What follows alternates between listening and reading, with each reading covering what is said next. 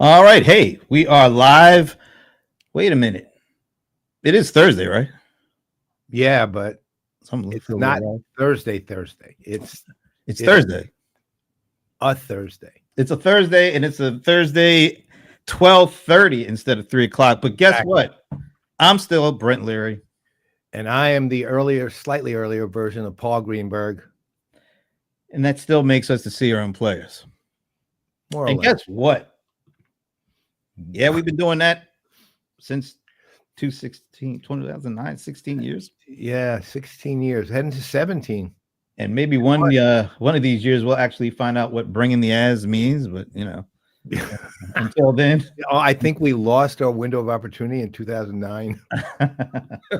Anyway, folks, yes, we are the CRM players, and it's a tradition unlike any other. I just like saying that for some reason. I don't know why. It's a good one. It's a good one. I like, we need to get like Jim Nance to record saying something like that for us. Okay. All right. You work on that. In the meantime, I'll have to leave the show for a while. I'll be back in about 2 hours. Can you believe that we've been doing this? What is CRM in the year ahead for 4 years now? This is going to mark the fourth. Well, technically it's 3 years, but it's the fourth time we're doing it. Right. Because we started in what is CRM in 2022, right? 2020. We said, what is CRM in 2023 in December of 2022? So this is the 2023, 2024, 2025, 2026. Yeah, that. That. And we are very excited to do this for the fourth time. Kind of was a little shaky because, we didn't factor in last week being Thanksgiving. No. And that kind of made it a little dicey as to whether we were going to be able to pull this off. But with the help with a whole bunch of people, I think we might just do it. I actually think because this is, I think, our biggest attempt ever at doing this, right? We've never had 4 panels and in analyst intervals as well before, have we? We started out with not just one panel of 4 people, and somehow we have morphed into 4 panels with a lot more than 4 people. So yeah, I don't know. Amazing. Yeah, I mean, and it gets more and more interesting every year, and this year in particular, it's going to be interesting, obviously. All right, let's shout out. All right, Sven, since this is a not a normal player show, we can't do the moment of Sven, but thank you. And I'm glad because Ben, do me a favor, save this one for the regular show. Yeah, in the meantime, I'm going to think about it. Shout out to Joe Hughes. Hey, man, who's joining us today. Wow, this one should be a good one. Yes, let's tune in. We'll see. All right, before we get too far into this, I do have one housekeeping item. Okay, I did get it right. Okay. Yes, you did. All right, this is one maybe a little bit more personal to you and I, but I wanted to put this one out there. So we've known a gentleman by the name of Steve Miranda for, I don't want that look. I want this look so we can see. Yeah. All right. So we've known this gentleman by the name of Steve Miranda for what, damn near 20, maybe 20 years at this point. Yes. And every year, almost every year for the last 20 years or so, Steve works at Oracle. We'll tell you his title later. But every year when we go to Oracle, first it was an open world first, and then it became cloud world, and now it's AI world. Yeah. Through all those name changes, we've gone to the Steve Miranda Executive Gaggle, where he holds it's like a 20 or 30 minute Q&A with analysts and influencers and all that. So we've gone to that thing for almost damn near 20 years, right? And we just realized, like, I don't know, 10, 12 years into it, Steve is a good guy, but we know absolutely nothing about him outside of the gaggle. So we have made it our mission for a long time. for years to get him to join us. We thought he didn't like us. You know, maybe he thought we were corny. I don't know. But then we started hearing through the grapevine that he actually watched the CRM Playaz and he actually liked what we did. So we had to incorporate the Brohammer to help us kind of get on board. So we just did an open, like an open letters, Dear Steve thing, and just invited him on the show. And then we incorporated our best weapon, Kim Guillaume, to help us get this through before the year is over. And guess what? Look at that. You got to realize how utterly thrilled we are about this one. We have tried for years, and he finally graciously said yes. And now we're really excited to talk to this guy. I'm a Giants fan, Vinny, so I can tell you ours. Right? Yeah, I'm still smarting after last week, but anyway. Thanks for hanging out with us, Vinny. Look at one of our guests. Is that Finn? He did the moment is Finn. Yeah, I know, Keith. Yeah, the thing is, you're probably yes. I'm good at this. I think Sven and Brent will attest that I'm very good at guessing languages. And that I didn't get it too good a look, but Finnish would have been my first choice. But doesn't mean it is. Sven is wily. So Keith, keep watching it after your panel's over, and you come back to me and let me know what you think after you've looked for a while. Okay, so Jordan is like, is there an event today? Absolutely. Let's press forward and do a quick shout out to Adrian Swinsko while we're. Hey, Adrian. All right, because I see our three of our four guests are in the green room. I think I know why Scott just joined us. I think it was that link thing. Sorry, yeah. Scott. We'll make sure that never happens again. All right. So this is the kickoff panel of this year's, well, actually it's next year's, what is CRM in 2026? I think I got a couple of slides. So let's just kind of just quickly walk through the day. Okay. So the first one that's coming up in a minute or two is we're going to focus on, and this is one of these new panels that Paul was talking about. So we wanted to try to see, from a number of different perspectives, what people think is going to kind of happen next year, or what they think should happen, or what they think, period, about 2026 when it comes to this stuff. So one of the real interesting kind of perspectives we wanted to bring on was what's going to happen when it comes to investing in the kind of enterprise app space, specifically around CRM, CX, and all those kinds of things.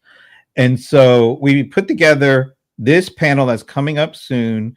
Larry Augustine, he was for a long time the CEO of Sugar, and now he has his own venture company, Augustine Ventures. Keith Tier, who is a buddy I've known for a number of years, and I'm going to play something that I had no idea I'd known him this long, but he's also the CEO of Signal Rank. Scott Beachuk is a partner over at Norwest Venture Partners. And I'm not sure if the last guy that you're seeing, I'm going to read you a text that I literally just got from Anand Thakur, who is one of our go-to folks when it comes to all things. Pretty much everything. BC, PE, operations. He used to be called I don't know if he's still called that. What's that? Midas of marketing or Martech? Midas Martech. So we'll keep an eye out for him, but this is what I just got. I'm still stuck on the plane. I have someone to pick me up ready. They have my luggage, but I still have to deplane. I'll be cutting close. I don't know if you're going to be making it there, but we appreciate the effort. We'll put it like that. But anyway, that's our opening panel starting soon. And then after that, we have an analyst panel made up of some of our PPN. Well, they exist well beyond what they do with PPN, but they're hosts of some of our PPN shows. Shashi Bellamkonda, who took over for the venerable Paul Greenberg when it comes to talking headless. Rebecca Wetterman. We should have a picture of Patrick there too, man. Yeah. Rebecca Wetterman is one of the hosts of The Crunch, along with David Smith and Patrick. Just thought I'd put that out there. And in the hot seat, Mike Fawcett. longtime analysts, longtime influencer. All these folks are long timers, not because they're old, just because they've been doing what they're doing a significant amount. Yeah. Gracefully get out of that one. I tried. And then after that, we have the big enterprise. What do we call them? The big six or something like The big that? six. Wasn't that like an accounting term? It was, but we've co-opted it completely. Okay. And by the way, shout out to Rebecca there. All right. So we'll have Brett Weigel representing Oracle, Terrence Cesare. I still call him the coolest, smoothest guy in CRM, representing ServiceNow. Anthony Leeper, coming from SAP. Marco Casalaina, Microsoft. John Taschek, representing Salesforce. And Adam Justis, representing Adobe. These, by the way, all of what Brent just did is going to have to suffice given our time for the intros, because normally if I was doing it, the show would end before we were done with intros. Yeah, the show would be like, that's the show, folks. That's it. So, all right. So let's go ahead and get started. Since we have 3 of our 4 guests, I want to do, let's bring them on, because I have a special, because I did a little look back at the archives, and there's something that I didn't even know we said or you said that's going to introduce one of our guests. So let's start with Scott B. Chuck, who we've known like, I don't know, like 10, 15 years at least. And yet he only looks like he's 22 years old. The dude hasn't aged a bit, which is kind of weird. I went gray. I started getting wrinkles. This guy. These new StreamYard video filters are great. That's right. I wanted to say smooth. All right. Well, Scott, first of all, thanks for making time to do this. We always appreciate when we get a chance to speak with you. I love you guys. So awesome to have known each other for, gosh, a decade and a half now. Yeah. That's amazing. It's awesome. It really is awesome. But you know what? We've known this next gentleman, I think, a tad longer than that. Larry Augustine is here with us today. Oh, yeah. I'm not going to tell the story, but welcome, gentlemen. I owe Larry a great debt due to my first speaking engagement at Sugar. That's all I'm going to say. That was your first one? Really? Well, it was my first Sugar CRM first Sugar one. Right. Yeah. Nice. Larry did me a favor that I didn't even know he was doing me, and it really made a difference. That's really cool. He didn't even know he was doing, so he didn't do it just to like, he was just being himself, right? Yeah. Awesome. Okay. Never forgot it. All right. Now I get to do a slightly different kind of intro for my buddy Keith here, who also is I call it co-gangster with the Gilmore Gang. Huh? Yeah. It doesn't really sound good. Like, no, but you can, can use it. So this is how we open up the very first what is CRM in thing. This was going back to what is CRM in 2023, which means this is going back to 2022. And this is what we had to say to open it up. If I can only find it. There it is. It's live. That means I'm Brent Leary. I'm Paul Greenberg. We are the CRM Playaz. We have come to the last executive roundtable of 2022. Do you feel emotional or anything? I am ready to cry. There's really no tears in CRM. What does that mean for Keith? Oh my God, really? I'm sure there are many people out there that have no clue as to who Keith Tier is. Brent, I hate to tell you, when you dropped the McHale's Navy one, you and I were the only 2 people who were probably listening who knew what that was. We're not here to talk about McHale's Navy or, unfortunately, you, Keith Tier, although you're my bud. Can't talk about you. All right. So with that said, let's introduce. As it turns out, there is tears. There is crying in CRM. FU2. Oh. I mean, this is going back to 2022. What I thought is you were going to put some really intelligent thing I said about CRM. No, it's literally a pun. That's you were just a pun, my friend. Which takes me right back to my pre-high school playground days. That's okay. Wow. I'd love to be thought of as that young. All right, let's get going, folks, because we are burning time. So I'm going to kind of set this up and then we'll get out of your guys' way. But I literally got this email. If I can get rid of Keith here. There we go. Let me try this again. Literally just got this email this morning. What does that say? 9:13 this morning. Somebody sending me a press release about Brevo raises 500 million to become a unicorn, and then it goes in and says Brevo is gonna now support 600 customers, get 200 million ARR, 20% of that revenue is generated by 100, all that stuff. And it also says they're raising some of this money from the likes of HubSpot, Klaviyo, and MailChimp. And I've just seen this. I'm starting to get more and more of these emails over the last couple of weeks. I got one of these yesterday from another company, but this one was like, oh, okay. So I kind of wanted to use that to kind of set the stage and ask each of you, let me get rid of this now.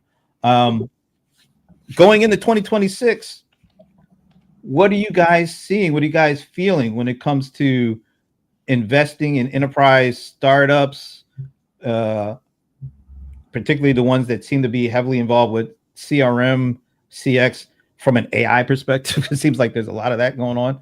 And also, even before you dig into that, maybe just set the kind of the stage for what companies you traditionally look to invest in and how may that differ going forward in 2026. So Scott, why don't you start us off? All right. Well, thanks for putting me in the hot seat first here, Brent. Here's what I could really tell you about 2025, which was really, I think, a turning point in the world of CX and all things sort of customer data related. When OpenAI hit the market with ChatGPT in late 2022, I think there was a lot of excitement and exuberance around what you could do in a B2B and enterprise type of scenario with that type of technology. And we saw, hundreds, if not thousands of companies come screaming out of the gates in the first 2 years. And a lot of those, I think somebody coined the term, a thin layer or a wrapper on ChatGPT. So a lot of these applications that were trying to become the AI layer for all things CX. And we heard a lot of rhetoric around the end of CRM, it's the death of CRM. And I think a lot of those early companies quickly realized that, the technology for automating certain things, use the term chatbot, put a chatbot on top of just about any enterprise application. It worked for a hot second because it was kind of exciting to be able to talk to a machine and have it not always say, sorry, I didn't understand your query, which is what we experienced in the 2015 to 2022 era. But then we quickly realized that enterprise software is enterprise software, and customers get value out of systems that actually help them automate and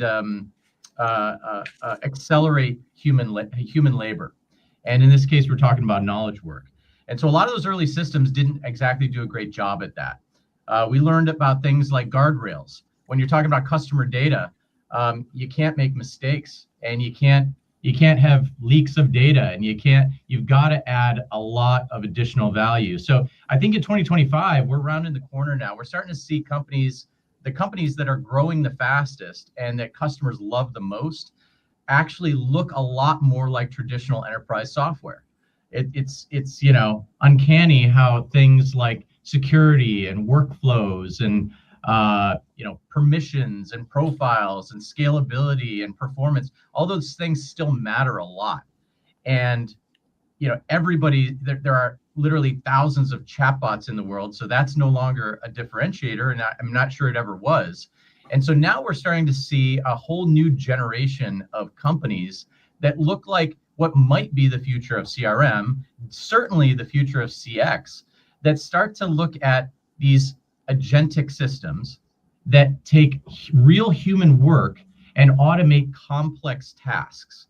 And on the customer support side, which of course is under the CRM umbrella, it used to be, hey, answer some questions, like a slightly more intelligent conversational knowledge base. Those things are in the rearview mirror. It's almost table stakes. Now we're asking the question, well, what can my CRM system of the future do to actually get real work done for me? How can it inform my reps, if I have reps, service agents or sales reps, how can it give them true insights to make them work 10 times faster or 20 times smarter?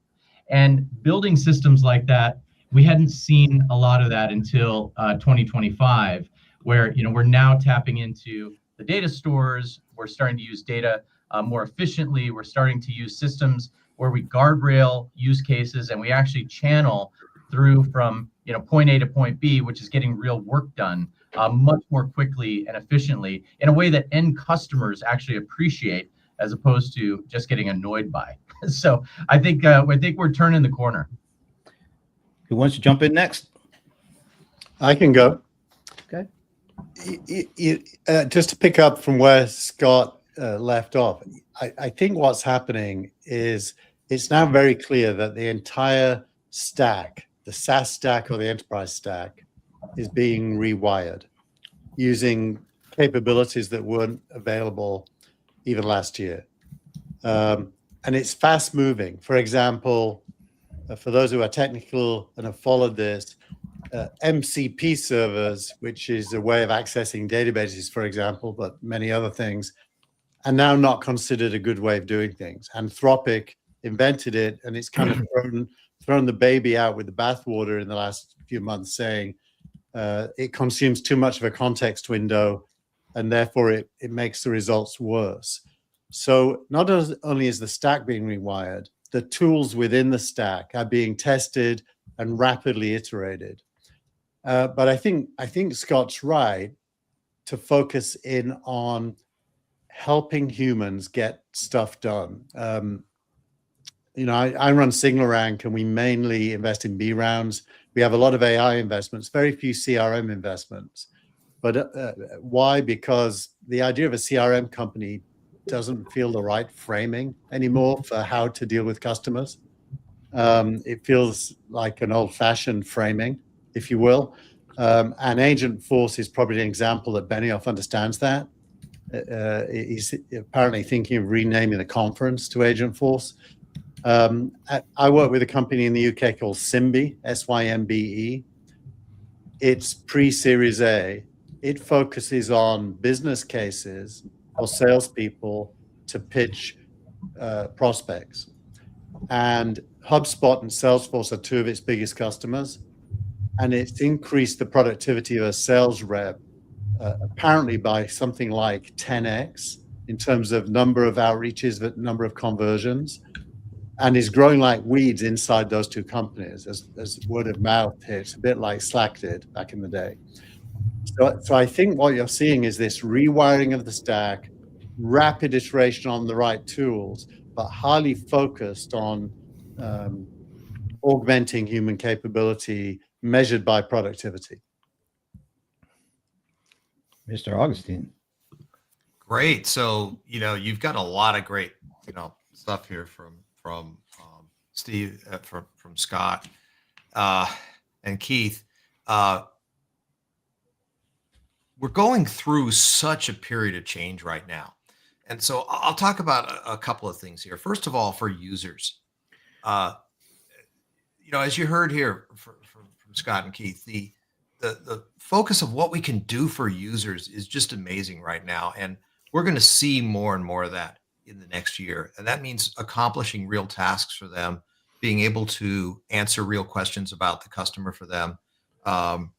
When you look at the goals that we've always had with CRM and being able to help a salesperson, we're finally to the point where we can help salespeople really understand the customer better without asking the salesperson to spend their whole time doing data entry. Data entry is gone. We don't need to do that anymore. We can use LLMs and similar tools to understand the customer, understand conversations, and really help the salesperson now. So that's a big jump. At the same time, if I sort of switch from the user to the world of the enterprise software startup and CRM companies, the market is incredibly crowded. And it's incredibly crowded because the pace at which we can develop software now has advanced so much that all it takes is a small team of people to build amazing products and tools. And so we have a proliferation of many, many new companies and new tools that are out there. And it's overwhelming. I am seeing a lot of enterprises actually pause acquisition of new software, acquisition of new tools, because they're overwhelmed by the number of options. In addition to that, they probably have some AI investments that they're trying to make internally. And as a result, they need to wait and see those play out. So it's actually a very tough market right now for all of those great companies that are appearing, because there's just so many options out there. So that's kind of the second thing that I see in the market. And I do spend a lot of time with sales and MarTech companies, and fantastic technology, but slow to break in simply because of the number of choices for customers out there.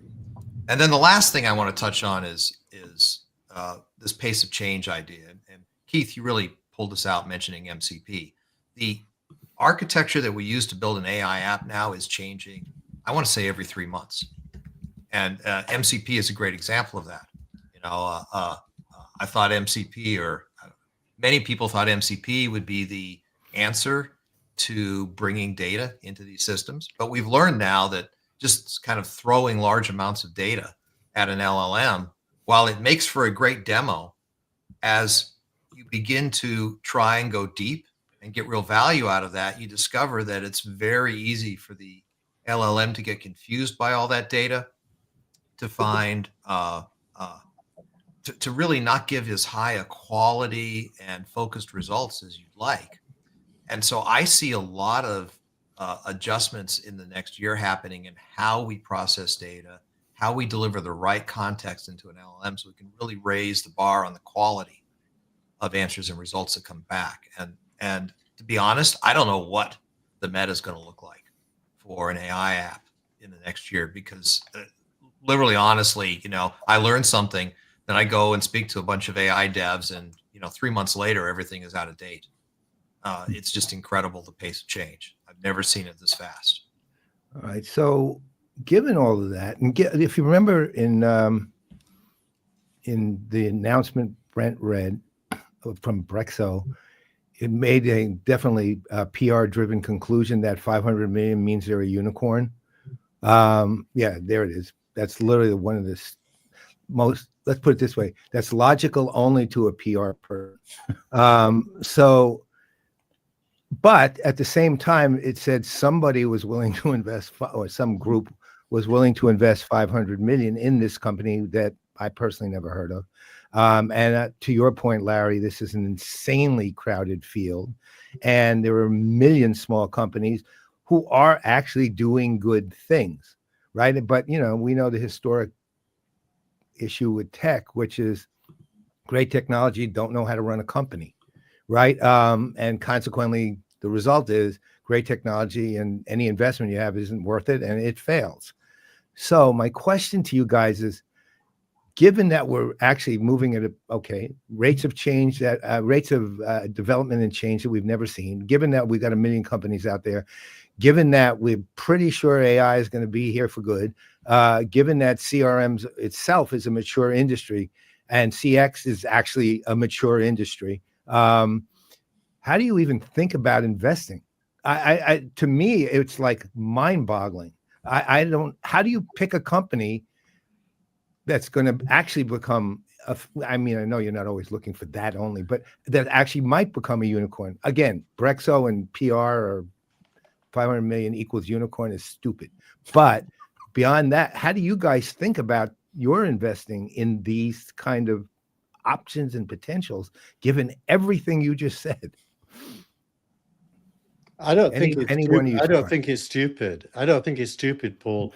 If you're investing 500 million, I don't know what round that was, but let's say it's a C round or a B round. It may even be a seed round these days. You never know. But I'm kind of thinking it's a little early on at this point. So whatever round it is, they're buying. I'm going to guess they're buying somewhere between 15 and 25% of the company for 500 million. So they're pretty confident that that company is going to go, depending on what they own, probably 10x from that. So they've got some kind of a model, a total addressable market and a available market that persuades them at 20 times revenues, it's going to deliver them a 10x. And it's theoretical, but it's grounded as well in some kind of a if they're a good investor, it's grounded. Now, you said HubSpot's an investor. That made me worry. I didn't. Did it say HubSpot was an investor? Yeah, Yeah. Klaviyo, HubSpot, and MailChimp Oh, were the okay. three that were in the. So that is 3 strategic investors. Well, now I'm super worried because it isn't a venture capitalist who's good at doing due diligence. It's basically self-interested partners looking to ride probably on the coattails of a customer, a supplier. I don't know what the other guys think, but I think the valuation's real. Oh, again, So- let me rephrase one thing before you go any further. I'm not saying that it's stupid as an investment. I'm saying that calling itself a unicorn just because they got a unicorn, Oh, yeah. because they got an investment is stupid, right? The unicorn has a measure of success usually going along with it, not just a bunch of money, right? So anyway, that's all I want to say. Go ahead, Larry, Scott. No, I was just going to say that, look, I spent a lot of time with very early stage, seed, pre-seed, three people trying to figure out where to start. And you're right, it is very tough right now. It's very tough because there are so many people out there. There was I was looking at the results of one of the Anthropic hackathons, and there are things that we would have thought as companies a few years ago that were built, during an afternoon hackathon around CRM and CX. And it's just amazing to see what people can do now. And that makes it really tough. That said, I don't think some of the basics have changed here. I look for a really good team. I want people who can live in a world where the meta changes as fast as it does, right? I want people who, I'm working with a company now that's building a layer for salespeople and for sales leadership on top of the systems of record, CRM, and it's all AI driven. They rewrite the core of their app, not the functionality, right? The functionality improves, but they're not changing the feature set, but they're improving the feature set and adding and improving the results, but they rewrite the core code under that. In 6 months, everything has been turned over. And you need teams that move fast like that. So that's one thing I look for. Second, go to market is really, really tough right now. And it's always been really tough. Okay. It's kind of the bane of any startup, go to market. I think it's tougher right now than it's ever been, which is kind of odd given all the tools we've added to help us in go to market. But I think go to market is super tough now. So I always look for a way that people have figured out some unfair advantage and go to market.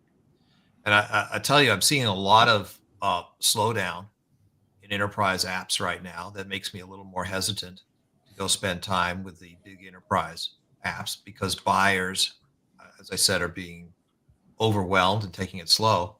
But where I am seeing a lot of pickup is an app that an individual can purchase and get started with without having to go through IT, without having to go through security, without having to go through approvals. And the growth rate of those is just unbelievable. Something that an individual can spend less than $200 a month on. And by the way, I remember a day when we said 200 was too high. There are a lot of apps out there that people are spending $200 a month on now that significantly improve their productivity, and their growth rate is just phenomenal. They have to do it well. They have to solve the problem well. That's part of the challenge there. But I think we're going to see. More of that. And so that's one of the things I look at. Go to market. Okay. Larry, I think you bring up a good point. I just wanted to add to that we're the thing that's happening, I think, is that a lot of investors and even customers are looking at this time that we're in and wondering, is this the first time in history when things are going to move at 100x the speed? We haven't seen it yet, but that is the question, right? Because if it is true, if AI unlocks 100x productivity gains and 100x speed gains, then what are the valuations that we should be paying for these companies? Like, you can almost make up any number if you actually believe that that's true. One of the things that I do know is true is that, at Norwest, we we used to invest in lead Series A, Series B. We're now doing mostly seed and early stage. I incubated a company. We're working on another one of those right now. And the reason is because companies that are born in 2025 are different types of companies. The way that they're thinking about building out the entire infrastructure of their business is around a rapid iteration cycle. You've got capabilities to, instead of building wireframes for your application and then going into Photoshop or Illustrator or even Figma and just sort of like building prototypes, now you can actually build working prototypes using Lovable and other app building platforms like that, and you can get those to customers. We used to take a month to do a what we thought was a rapid pilot program just to test out a new feature. That's called an experiment, right? Now we can run 3 of those experiments at a time and have a cycle time of 3 to 5 days, and get customer feedback in that short time. That just means that we can experiment and move so much faster and innovate so much faster. And so you start to put all of this madness in context as an investor and as a builder, and you say, well, maybe we actually are in a new world. And what if we were to miss that and not start to invest in some of these companies that we think are going to move at 100x the speed? And if we don't get in early, then we've missed it. And what valuation will I pay to get into a company like that? I don't know, maybe 100x what I would have paid otherwise, which obviously is very hard math to make work as an investor. But I think that's what's causing a lot of this market strange behavior and some of these valuations that just seem out of left field. I know a lot of co-investors of ours that think about, well, what if this is the first time in 35 years of enterprise software that we're starting to see 100x productivity unlock that we've never seen before. I tend to be a little bit more maybe pragmatic in my thinking, and I say, let's actually talk to customers. Let's watch this thing unfold, and maybe it is unfolding at 5-10x the speed and iterating and innovating that much faster, which is great. But customers are asking for 90-day outs now. Pilot everything. I don't trust, as a customer, I don't trust anybody, right? Say your AI can do this or that, BS. I've seen it. I've been burned before. So now I want you to show me the goods. And I think that's different too. I think Scott, there are 2 things you can take to the bank looking forward to next year. The first is less humans achieving more things. And the second is less user interface.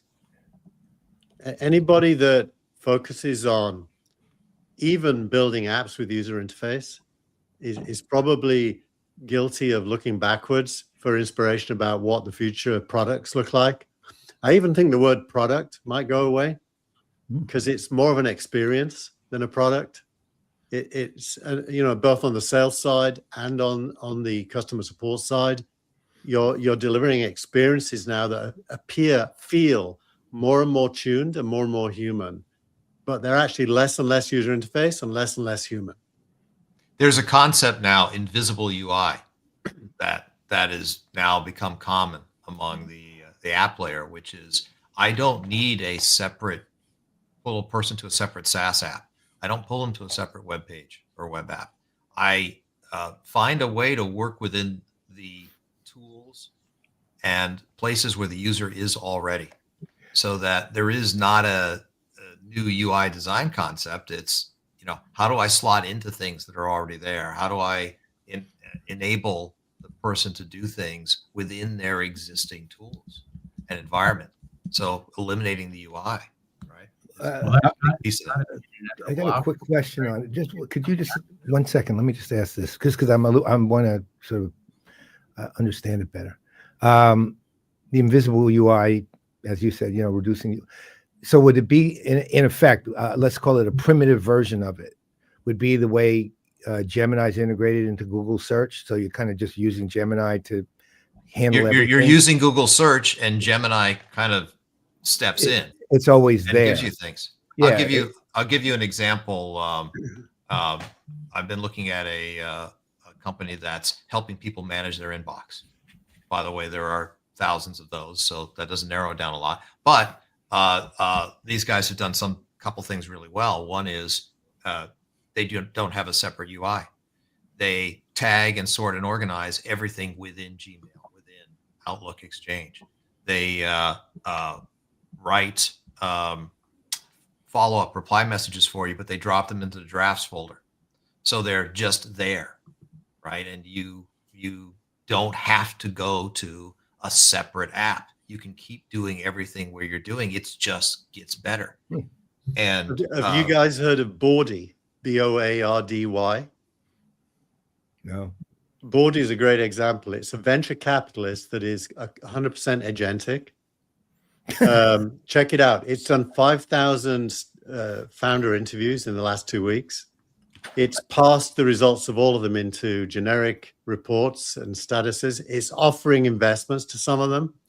It's 100%. It's one guy in the UK has built the whole thing.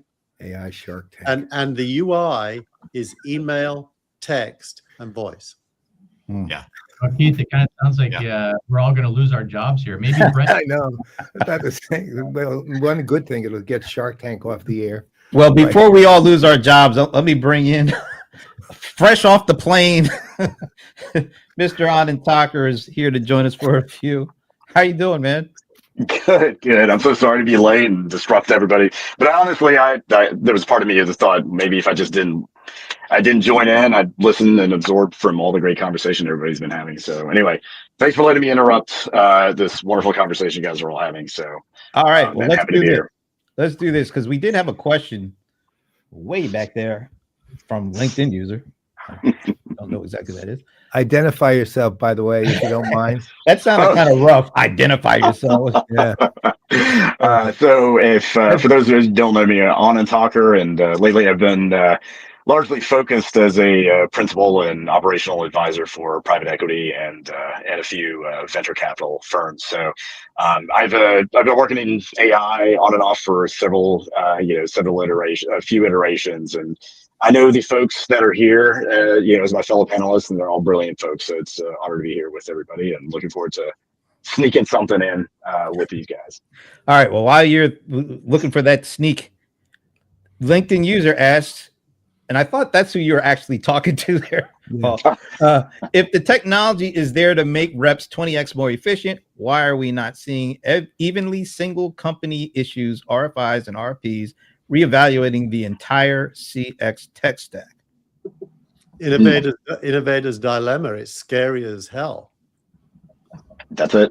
I mean, I think he nailed it on the head. I mean, I've had the benefit, I guess, lately, especially the last 2 or 3 years, of kind of migrating from vendor side, investments, and certainly working with companies to the customer end, in terms of the companies that are in healthcare and supply chain, energy, as well as, other enterprise software companies that are not typically in SaaS.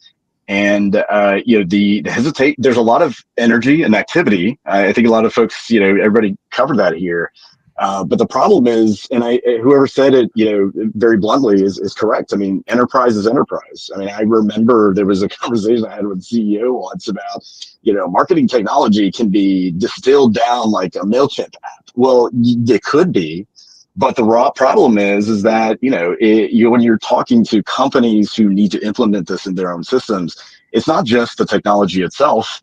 It's actually protocols, the mandates, the responsibility, the risk, the potential, challenges to, how you would disrupt your customer base. I mean, there's a lot of factors that many seasoned and well-experienced executives recognize that sometimes it's better to take things a little bit more paced than to go all in. I think we saw this recently with a big tech company who literally just flooded all their salespeople with this technology. I'm not going to call them out, but this sales technology. They've been acquired privately, and then kind of I think they're still held private, but it did nothing for the company because they did not change how things were done. They did not change the way their sales teams interacted with the customers. Did not change a lot of the internal politics or collaboration that was done. So again, just like AI, I mean, it is changing. I love it. I love the fact that there is a lot of hype, and I love the fact that we are seeing a lot of potential moving the needle, but honestly, it's going to take a little bit of time. It takes some patience, and I think that it will come to bear soon. And I think even Scott, but we will see the other half of that, which is what Scott was mentioning. A lot of rapid starting companies starting to displace enterprises that probably don't need to be enterprise companies, or enterprise products that probably don't need to be so incredibly enterprise, because AI can navigate through that.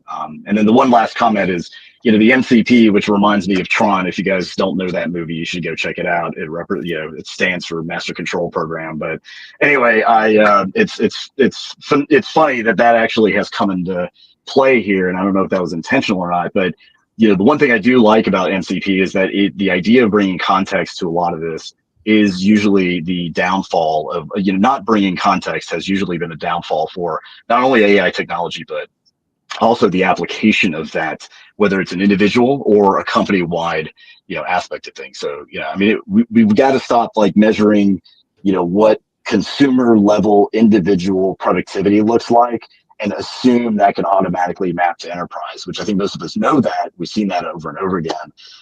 But it's coming, and I'm pretty stoked about it. So anyway, that's kind of my take. So the CX conversation, the 50X, salespeople, they sell differently. Some people, I had a sales guy who never smiled a day in his life, and yet that guy had people call him to buy our software, right? And so everyone, needs to adapt a certain way in terms of how to leverage these systems the right way. So you will not see 20X. You might see it in a couple of people. You might see it in more people. But over time, and maybe in a couple of iterations of seniority that occur, you'll see sort of a new way of selling. So maybe we would see 20X, but there's got to be 20X customers out there too. By the way, I think everybody is issuing RFIs and RFPs and is evaluating a lot of stuff, but they're trying to figure out, how do I get that into my existing world? Oh, by the way, there are 10 different companies who tell me they're doing the same thing, and I got to figure them out. So I've got to do POCs, and I've got to do evaluations. And oh, by the way, I spun up an internal team to build this stuff for me already. I got to figure out if that's going to work. So they're going through all of that, right? And they are looking.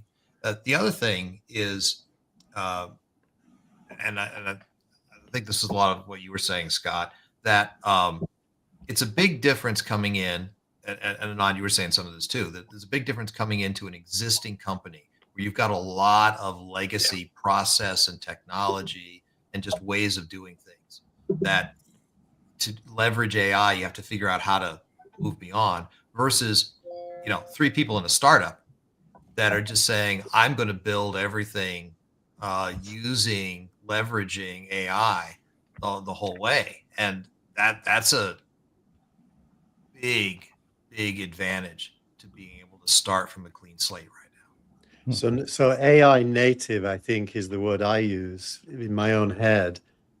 You've got to assume that, back in 2008, mobile only and mobile first was the debate, and mobile only and mobile first both survived. Mobile second didn't really do as well. And here we got AI native, or a hybrid, or a slow pace. I think, by the way, Jordan Lake's comment about data is key there. I work with data. It's deterministic, and LLMs suck at it. They don't get the right queries. They don't get the right answers. And so there is kind of a rational reason there for going slow if you're sitting on top of ground truth data and you need the LLMs to interact with it. That is, to me, an unsolved problem that someone's going to make a ton of money by solving, especially in complex databases with hundreds of tables and views. So I think there are reasons for going slow. That said, you've got to assume that is a fixable problem. I mean, if humans, I can learn a schema in a complex database in a day, you've got to assume AI is going to be able to do that.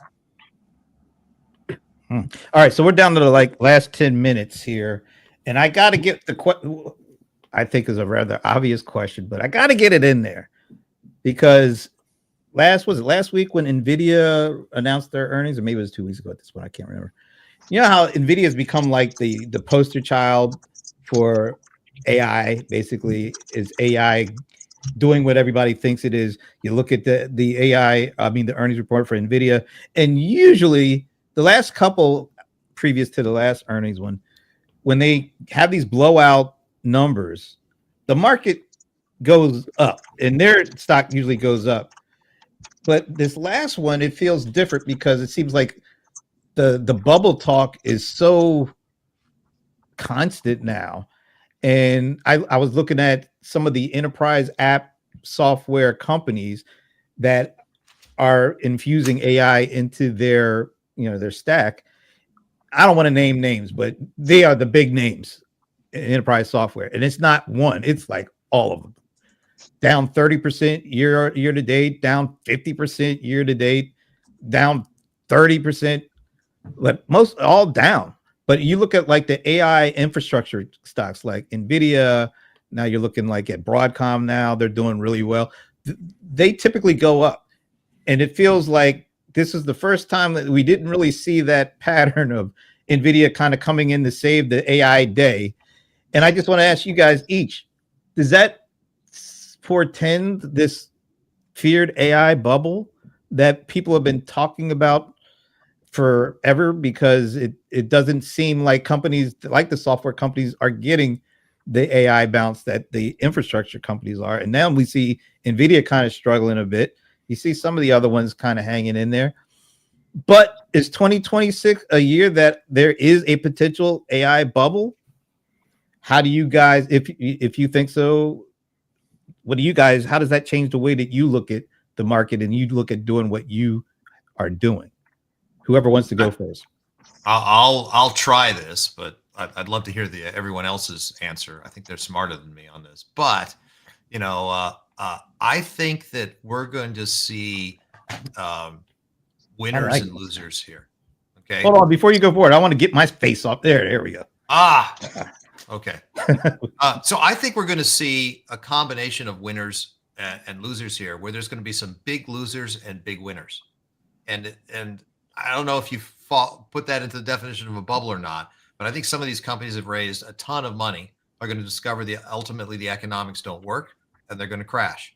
At the same time, we're seeing some companies that are delivering phenomenal value, have real growth, real revenue, and that will be hugely valued.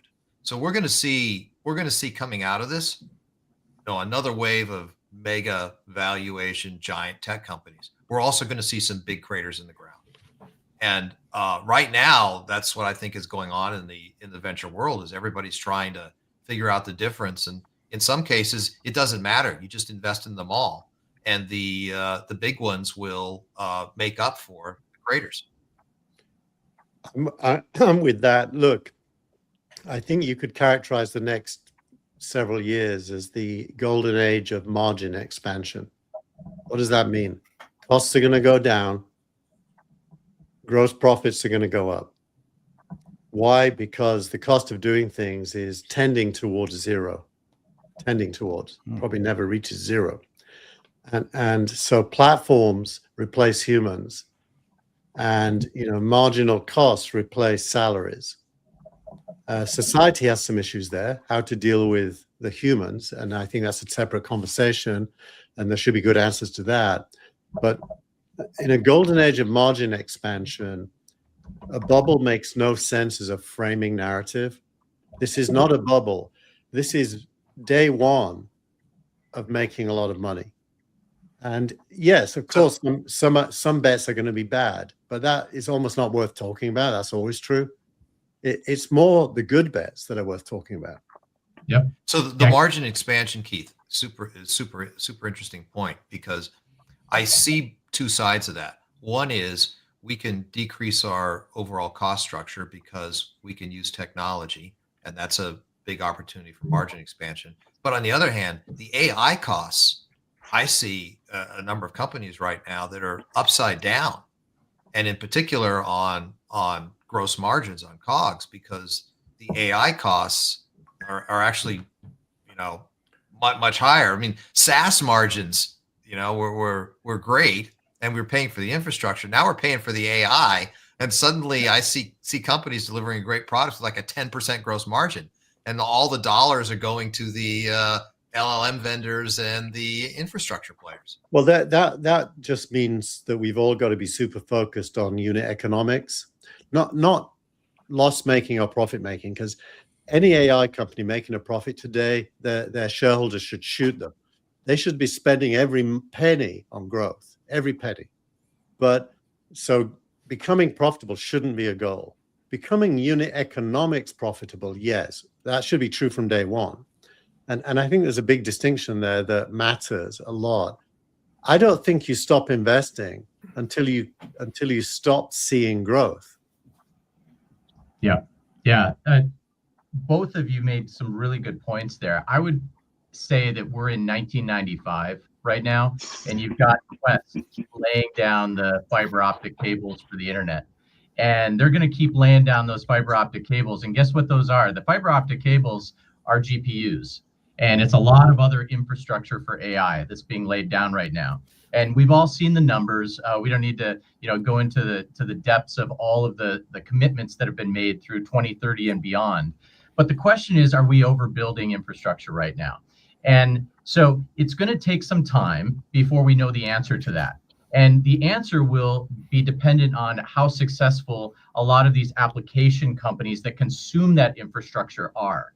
And one thing that we do know is that the cost to deliver, Keith, to your point on the unit economics, yes, you do have to have a unit economic model for your business that makes sense today, but you also have to squint your eyes a little bit and assume that the token cost is going to continue to come down and the cost to serve is going to continue to come down over time. We don't know how much and how fast. We've got some guesses, but if we're in 1995, then we've got about, call it 5 to 6 years before, maybe we've overbuilt the infrastructure too much, or maybe it's not going to play out exactly the same way. And maybe the application companies do consume enough of the infrastructure. I tend to think that history repeats itself. We will probably overbuild infrastructure for AI, and I think we probably will. But it'll take some time for us to all figure that out. And then to Larry's point, there are going to be some massive winners here. Some companies that not only get the unit economic right, but get the productivity value right. And so those companies are going to grow at rates that we've never seen before in B2B software. And that is going to consume a lot of that infrastructure that's being built out right now. And so the bull case is, if we have enough of those, then we'll be just fine. I've got to drop off, guys. I have another call, but I really have loved this. Thank you all for inviting me. Thanks for joining us, man. See you. See you, man. Thank you. So I'll be brief, but I actually disagree. There is, in terms of the infrastructure part, the infrastructure will always get repurposed. That's what happened to the internet. There was a lot of lines that got dropped, to continue that actually story, which I do agree with. We are in like that 95, 98 kind of era, or at least it feels that way, especially with laying down the ground lines. But all that infrastructure, got usurped pretty quickly, even after 2008. And required an incredible amount of more expansion as a result of it. So I can tell you from the deals that we've been working on or the things that I've been, involved in, it's like storage units. You can't actually, yes, some of those GPUs and all that, or the technology might be, aged, but the use of that, that infrastructure can be repurposed pretty quickly. And will be found to be, used in a different capacity. So, are we building too much now? Perhaps, maybe not, but it will never go to waste. And if anything, we've been looking at cooling, like how do you deal with cooling and how do you do it? I mean, Google's talking about putting stuff in space, right? Just because of the use of, trying to use solar, plus obviously they didn't talk about this, but also, it's cold in space. So it makes it a lot easier to, have an efficient architecture result of it. But the other half, just to and then please feel free to respond, is I always think of the J curve, right? We've seen this historically all the time. There's always going to be a trough before a significant rise, even from any kind of hyped era, which really kind of spreads the sort of the utilization and the desire and the interest and the introspection. But being in AI, having to be in AI a few times and other kind of trendy things that they always keep coming back. And I think Keith or Larry was mentioning this, right? It's not like a bust, but it's more of a trough that we will continue to find new avenues to leverage a lot of that. So when you think about these things, think about the J curve, and from an investment standpoint in CRM to kind of bring things back.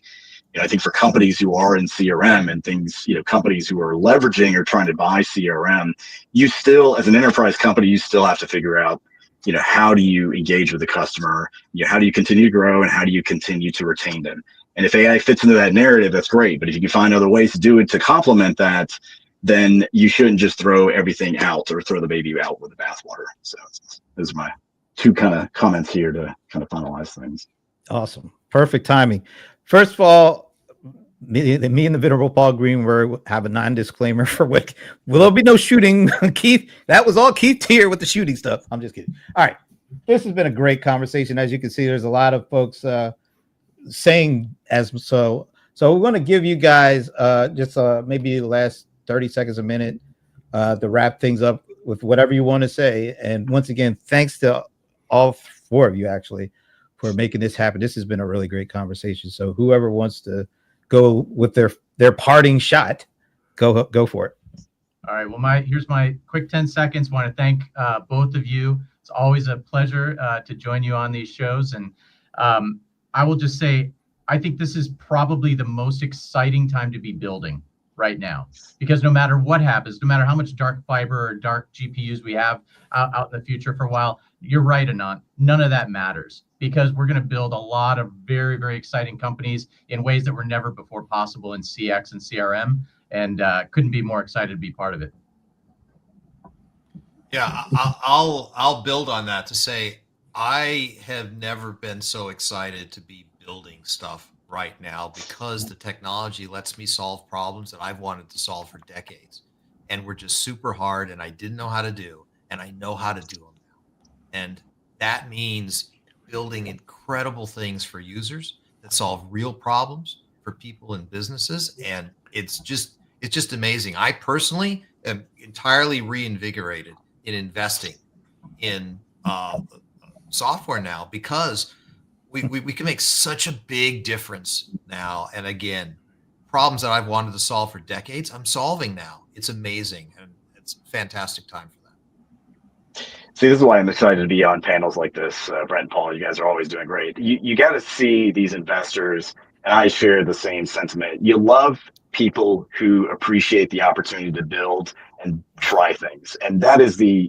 tantamount entrepreneur or founder that you're always looking for, right? And of course they have to be able to sell, but aside from that point, that's what's exciting about right now. And if you're not taking, and I'm seeing a lot of people say get let it go or laid off, because we're for whatever variety of reasons, whether it's economic or AI related. But I'm seeing so many people who are not taking advantage of being where they are to leverage the resources to learn, these new technologies, while collecting a six-figure salary potentially. And even if you're not collecting a six-figure salary, the resources are just plentiful, as they've always been. Go take advantage of them, because today, just as Larry and Scott had mentioned, and Paul, Keith had mentioned before, it is an interesting and amazing time to build, and you do not have to be like a remarkable coder to do it. And people, the more times people can actually, who have ideas, who want to make an impact in the world or the business world, or whatever the case may be in the personal community, you can do it, right? We're close. We're that close that it's going to be amazing. And I think our kids are going to be dragging and dropping stuff and saving the world. So, and I hope that's truly the case. Wow. What a way to start this whole what is CRM in 2026. This has been great. And before we let you guys go, Paul, we need to invite them to something come up in March, right? Yeah. So here's the deal, guys. Actually, this will make it really easy. We'd love you to reproduce this at IRL 2026, March 11th and 12th in Atlanta at the Atlanta Tech Village at Buckhead, as we did last year. We had that. We would really like you guys put aside the time. We're planning on having an investor panel. So if you guys, we are now reaching out to you as the future investor panel for the show. And you'll get an official in-person save the show. date too. Right. Yeah. So you I don't have just marked my calendar. all right. Awesome. And Larry, I have something specific I need to deliver to you that I finally I got from Europe. Wow, that Well, I'm sounds good. excited. Now Yeah. you know he's coming. All right. All right. So Scott, Larry, Anand, and of course Keith Tier, who we didn't really want to have involved 3 years ago, but we are ecstatic that he joined us this time around. Thanks again for doing this. This is great. And one of the things about getting old is you know who the right people to bring together and have the kind of conversation that we just had. So really appreciate you guys. Thank you, sir. Sir, Likewise. Thank you. you guys Well, are awesome. And Let you go. also- But thanks so much. Yeah. Thank you, gentlemen. Did you have something else to say, Paul? Or I'm just going to do a quick shout out to LinkedIn user. I figured out who he is. okay. Tariq S. And he's a guy. He's an enterprise guy over at ServiceNow. Oh, awesome. Okay. I wanted to give a name to him, right? So Tariq S. Thank you for all your comments, and everybody, thank you for your interactions with us today too. See you guys. We'll see you shortly. Thank you. Next one coming up. All right. So before we bring on our analyst group, hey, I can't promise anything there, Vinny. I'm hoping that Vinny, we don't have that replay itself. Just plan on risking it, Vinny. That's all you have to do. Plan on risking it. All right. All right. First, a couple of thoughts on the first battle before we bring on the new crew. Yeah, I mean, I defer to these people when it comes to those kind of decisions and thinking. I understand it, and actually, one of the things I found most interesting was Scott saying Norwest Ventures is now looking at seed rounds, which is not normally venture capital behavior, right? I thought that was almost the singularly most interesting, I'll call it change in behavior, right, of an institution, and I get it too. To Larry's point, and to Anand's point too, they still have to pretty much do the fundamentals regardless of what they've got going, and there's no question about that one way or the other. There's certain things, look, regardless of all of this, when you are thinking of investing, and again, I defer to what they said rather than what I'm saying. You still have to run a company, right? So, and you can't just have great technology or cool technology or AI. And again, that's why I quibbled on the statement of 500 million equals unicorn, because, ultimately a unicorn is a company that actually is successful despite what people thought it might be, right? And continues to be successful, not gets money. Now, somebody's betting on them to Keith's point, becoming a unicorn. And, but that's the bets these guys all take, but I don't think there's a single one of them that's ignoring hardcore fundamentals, when it comes to the investments coming up in 2026. So, all right, let's go ahead and bring our second crew in because we want to make sure we stay kind of on time for the big six. So joining us right now, Rebecca Wedeman.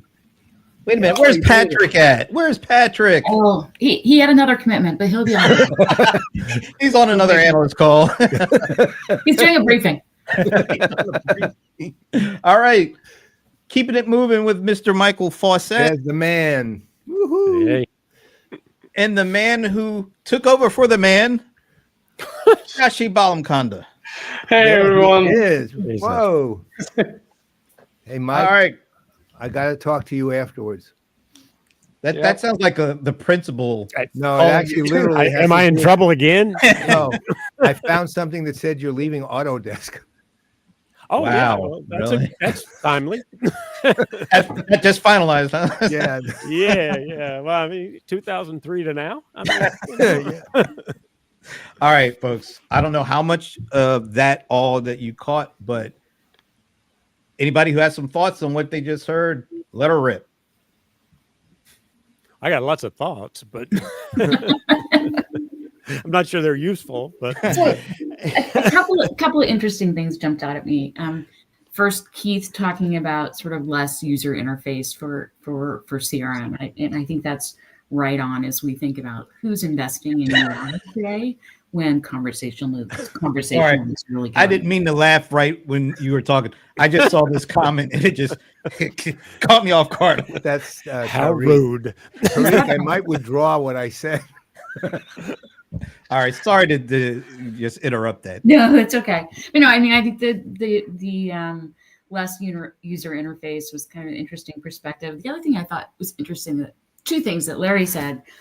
One, the idea that the new one of the new things anyway in AI is that individuals are purchasing the software for themselves, which sounded strangely to me like the early days of Salesforce, when I could swipe a credit card and buy software for my team. So if we talk about cycles, maybe that's one that's coming around. And then I think the other one that everybody kind of alluded to is there are going to be winners and losers here.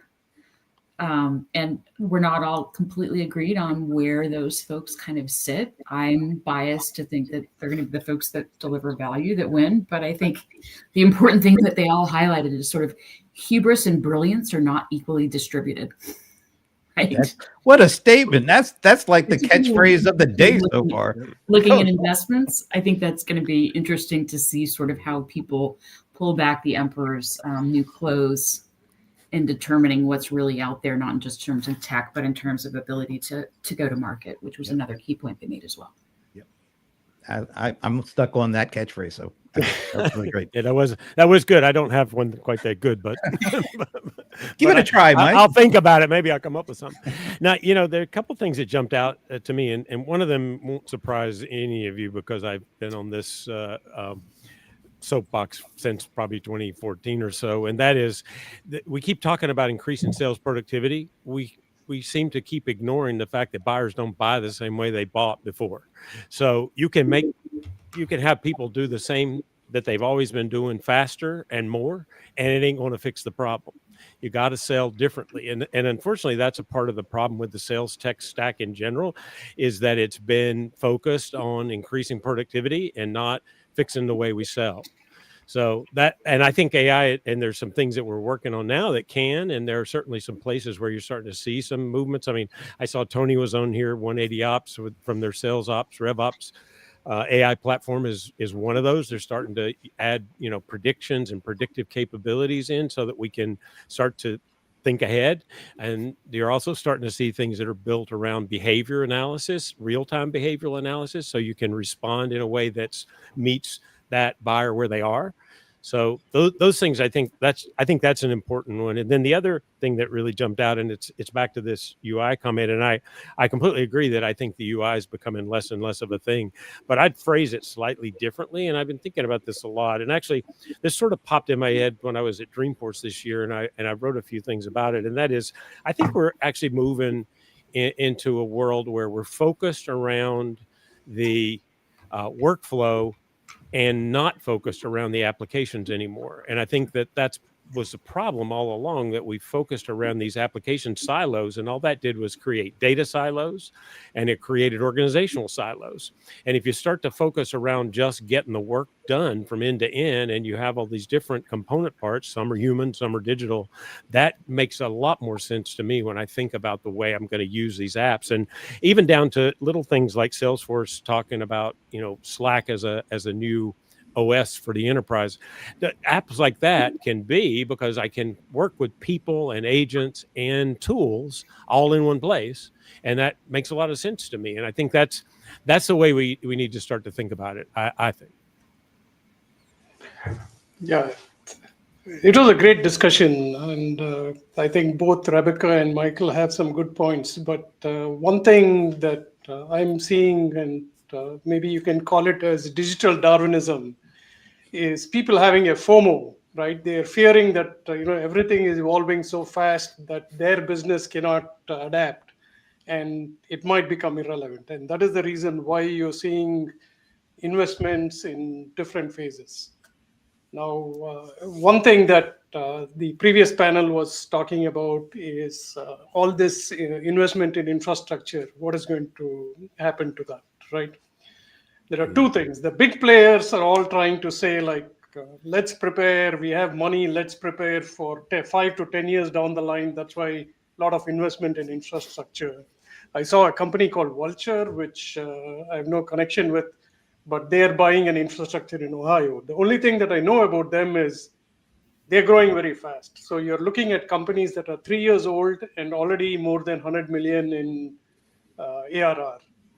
Whereas, like, it took 10 years for other companies to grow so fast. So there are two sides of the market. One is, I'm doing well right now, why should I change?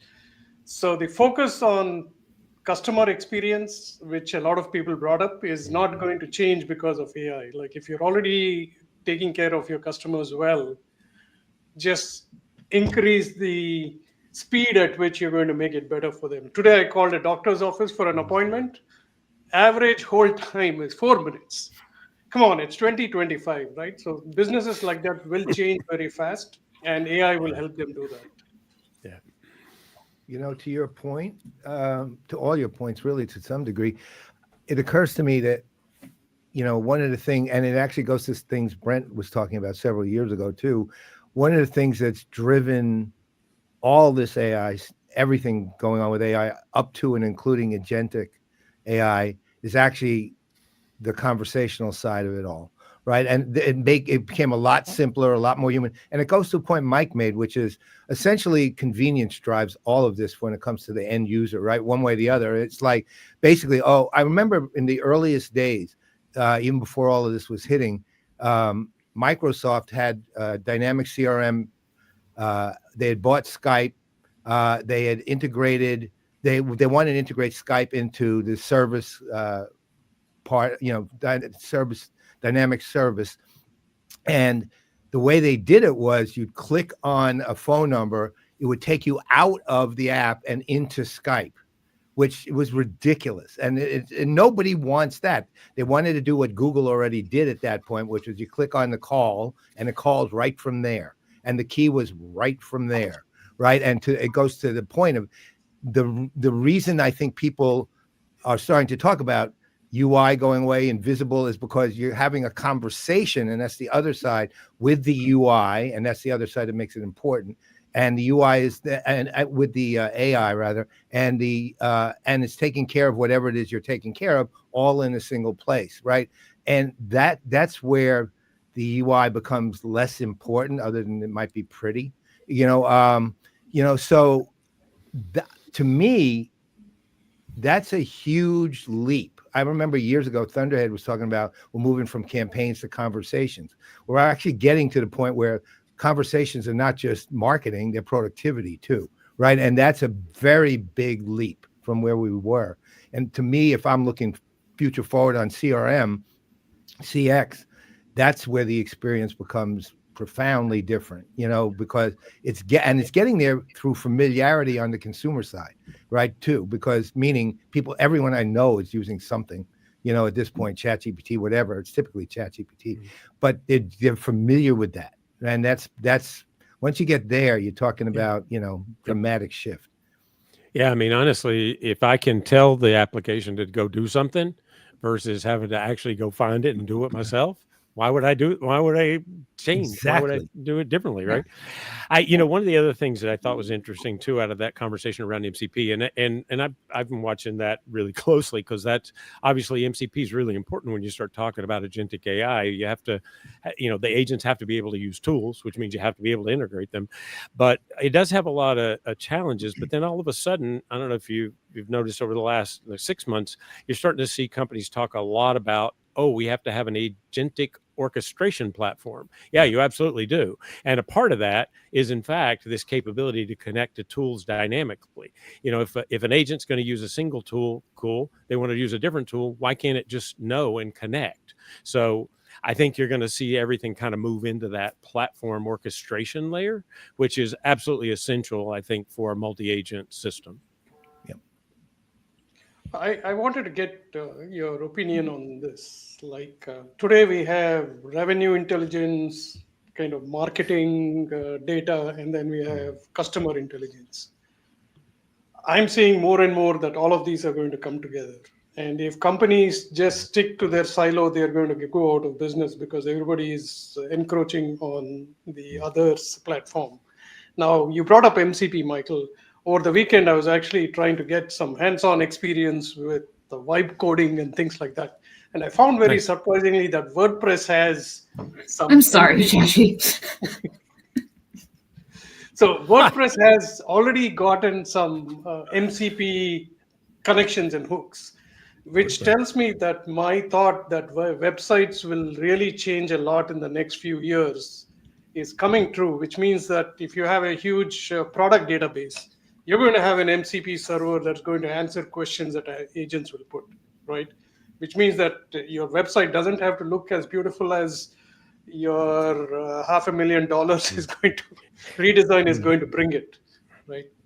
Yeah. I mean, you're not really, if you think about sending an agent out to research something for you, you're not going to the website, and the agent doesn't care how it looks. Right. So in the end, that all of that's going to have to shift. I mean, it's a longer timeline than today, but it is happening, and it is going to continue to evolve. And you look at Salesforce and others talking about spinning up dynamic commerce websites based on the individual query of the customer, right? Or what I know about the customer. I mean, we're not that far away from that. Yeah. There's some tech debt that needs to move for that to happen, but it's certainly out there. I mean, honestly, Rebecca, that talks to exactly what I was saying about buying and selling too, right? Because I buy in a completely different way. I research now, even completely different from what I did 2 years ago. I ask Perplexity, or I ask, Gemini or whatever, and it goes and brings me information. And that's a big shift, I think, from the mindset of Google, which used to be, I go to Google to find a way to find an answer, versus I go to Perplexity to find the answer. And that's a really different thing. And I think in this case, that is in fact the part of that evolution is now we're going to start to offer tools that do work in real time, that do actually analyze behavior patterns and analyze, sentiment and all those things in real time, and create experiences that are built around the behaviors, not built around a static workflow that, we defined 6 years ago as a customer journey map that no customer ever followed. You mean customers don't follow all the journey maps the vendors actually make for them? It is a terrible thing, but but those customers, you can never control them. They just do whatever the hell they want. I don't know. You know what? To that point, there is a company out there whose name I don't know if I'm allowed to say or not, but I won't. But at the same time, what it's doing is agentic. It's creating an agentic platform for customer journey orchestration. Yep, dynamic journeys. That's it. Yeah, it's there. It's actually literally exists, and it's got a technology that needs some work, but at the same time, it will be exactly that. Interesting point about what Rebecca said. Most visitors today don't expect to go to the navigation menu, click the navigation, go to a sub page and do that. And I've seen some companies implement enterprise search very well, where you're talking to a AI bot on your website that is customizing the journey for you. Also wanted to ask one question, like among the AI top technology that's out there, there is one that is focused exclusively on customers and everybody else is focused on enterprise. Do you agree with that? Like if you look at ChatGPT, everybody who goes to ChatGPT expects that in their work. But most of the top companies, Microsoft, Google, Anthropic, Amazon, all of them are focused on how to provide the tools for the business. And they're forced to do some consumer-facing interfaces simply because of ChatGPT. What do you think? This is talking headless. Yeah, I mean, it's interesting because I think that those tools, they're still continuing to evolve, and I know recently OpenAI, ChatGPT, they made some improvements that start to make that seem more like an enterprise platform as well, and I think that over time it's like the technology converges. Some of these things we think of as tools, agents aren't tools. Agents are digital workers, in my opinion. But some of the things underneath that are tools, and they're important. And they will move into an enterprise framework over time, because when you get to questions about governance and ethics and security and all those things, you've got to have that level of platform. And I think of it as it's got to be governance by design, right? You can't add the governance layer 6 months after you implemented the agents, because then you're going to try to figure out how you look in pinstripes, because you're going to be in trouble. And I think that's got to shift. I thought you meant they were going to be on the Yankees. Well, it could be that too. I don't know. Even worse. They Even seem worse. similar to me, but what do I know? All right. Well, I think that's a proper breaking point. Whenever either he bring up the Yankees or if I bring up the Rams, that usually means we better stop because we'll Time to keep shift. going. Yeah. All right. So I think all three of you are going to be back after what we call the Big Six panel, right? Yep. Yes. Yeah, awesome. Yeah. And will Patrick be done with his call, or will he? Let me check with his virtual assistant. He should be. Oh, I thought he had a human EA. Not anymore. He has an agent. No, now he's gone so far. He's got a chief of staff now. Wow. Yeah, exactly. All right, guys, we're gonna put you back into the green room. Sorry, we don't have any refreshments for you, but Stale Cronuts have been there for 11 years. So the stale Cronut. It's been there ever since like Mike left Autonaut. Exactly. You left Autodesk. Holy Celebration of Cronut. the party for when you left. All right, guys. We will see you in a bit. All right. I got so many things open I can't even see. There's Rebecca. Like so many. And I think we have all but one of our guests already in the green room. So Okay. we're gonna stay on time with everything. So we could go ahead and like kind of set the stage. And let me see, did I just see somebody show up? Let me see. I'm just trying to make sure. Yeah, we're still waiting for one of our guests. But let's keep it going because we're almost there. It's almost time anyway. So why don't we just start to bring up? Let me bring my slides back because I had a couple of things. Let's see. Do I want to start there? Do I want to start there? I'll just start here. All right. So we just had the investor portion, which I think was awesome. That was really some good stuff. Great way to set the day up. But now we're heading into our 2 p.m. Eastern, the Big Six panel is what we call, because as you can see, there are 6 people listed there. Thank God Adam and Brett are here because they had some follicle stuff because we're all kind of follically challenged. So good to see some. You speak for yourself. But anyway, so why don't we just do this?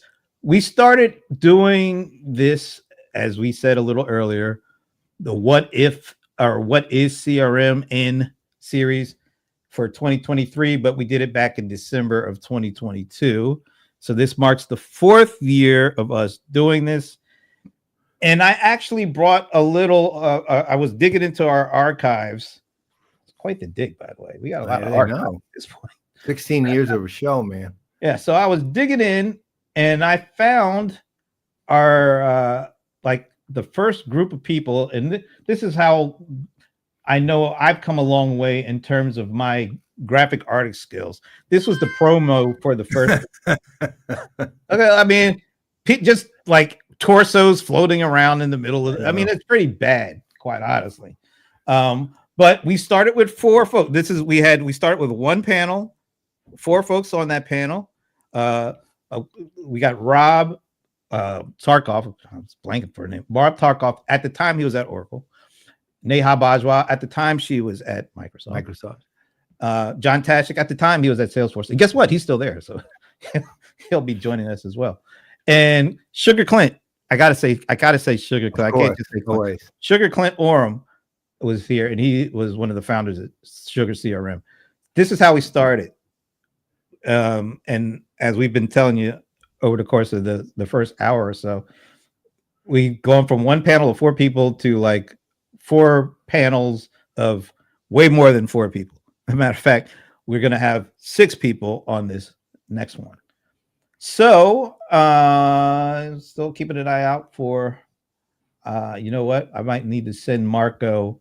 Yeah. He might have gotten the confusion StreamYard thing. Yeah. So I'm going to play a clip from the first panel when we actually asked them, what is CRM going to be, in your opinion? So let me get rid of this. and I think only one person is going to be on. Oh, we'll see. I'm just going to play it. So here's what is 23. And remember, this was December of 22, which was right after OpenAI came out with ChatGPT. So this 1 is month later. it was literally it was like 3 weeks later. Yeah. So this is what the answers were for that question. Has become a sales manager tool. We want to get back, and I think it will start becoming the place where data gets created and sorted for customer data across sales, marketing, and service, automation. AI gets really put to use for the employees and the agents to do the next best thing, next best action. 22 during the pandemic and 21 was all about point solutions that started emerging surrounding customer systems. End-to-end suites and end-to-end flows, particularly by industry, really be the thing that people focus on. All of these niche AI solutions that have developed in the CRM space over the last 5 to 10 years, they're going to be part of that consolidation as well. And AI is just more than ever going to be so embedded into everything we're doing. That really meant to be this. So I'm just 3 pillars: intelligence, AI, efficiency is part of that, and automation. When you put all those things together, you have better relationships. I'm not a fan of the storytelling. I think ChatGPT is storytelling at scale. CRM is much more about the direct engagement. Storytelling is a one-to-many type of metaphor. Engagement is much more one-to-one, and we want to get back to that. So that was 2022 talking about 2023. And AI was already a key component, even though I think when we were talking or listening to Clint, he was talking about the more traditional kind of aspects of AI. But it was really interesting to take a quick look back, and to hear how much AI was already part of the conversation. Well, yeah, I mean, I remember just the impact it had so utterly quickly. I mean, it just sort of showed up, right? It was like, never heard of OpenAI and ChatGPT. 3 weeks later, that's all I heard of, right? And it was just astounding at the speed. And don't you remember there was some sort of, I forget how they posed it, was like downloads, I think, or something. It was like 20 million a day or something. I mean, just some number. It was like 100 million in the first week or something like that. It was gigantic. It was like this gigantic just onrush of people wanting to do something with it. You know, and it triggered everything we now see. Yeah.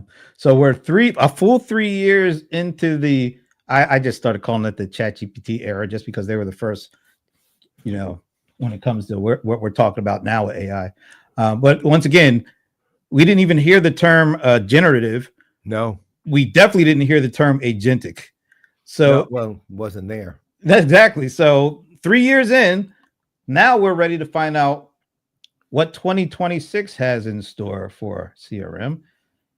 And we have all of our panelists here now. And I think I'm going to do it in order of number of appearances. So should we start with the new people first? Or do you want to go the other way? No, let's go the other way. All right. There is only one person because, Rob Tarkoff has moved on. So he's not at Oracle any longer. But he's at Seismic. Is that how you say that? Or Seismic? Seismic. So no, he was neck and neck with Mr. Taschek, but since he moved on, guess what? Mr. John Taschek, our 4-year hero for this. You survived the island. Congratulations.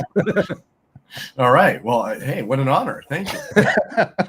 No, thank you, because to do this 4 years in a row, we have to wonder, are you all right? I mean, Yeah, well, I mean, it's hard for us to even think of we've done it 4 years. We wouldn't even be here 4 years in a row if we weren't actually hosting it, but we're glad you're here. Well, I've never left, so I've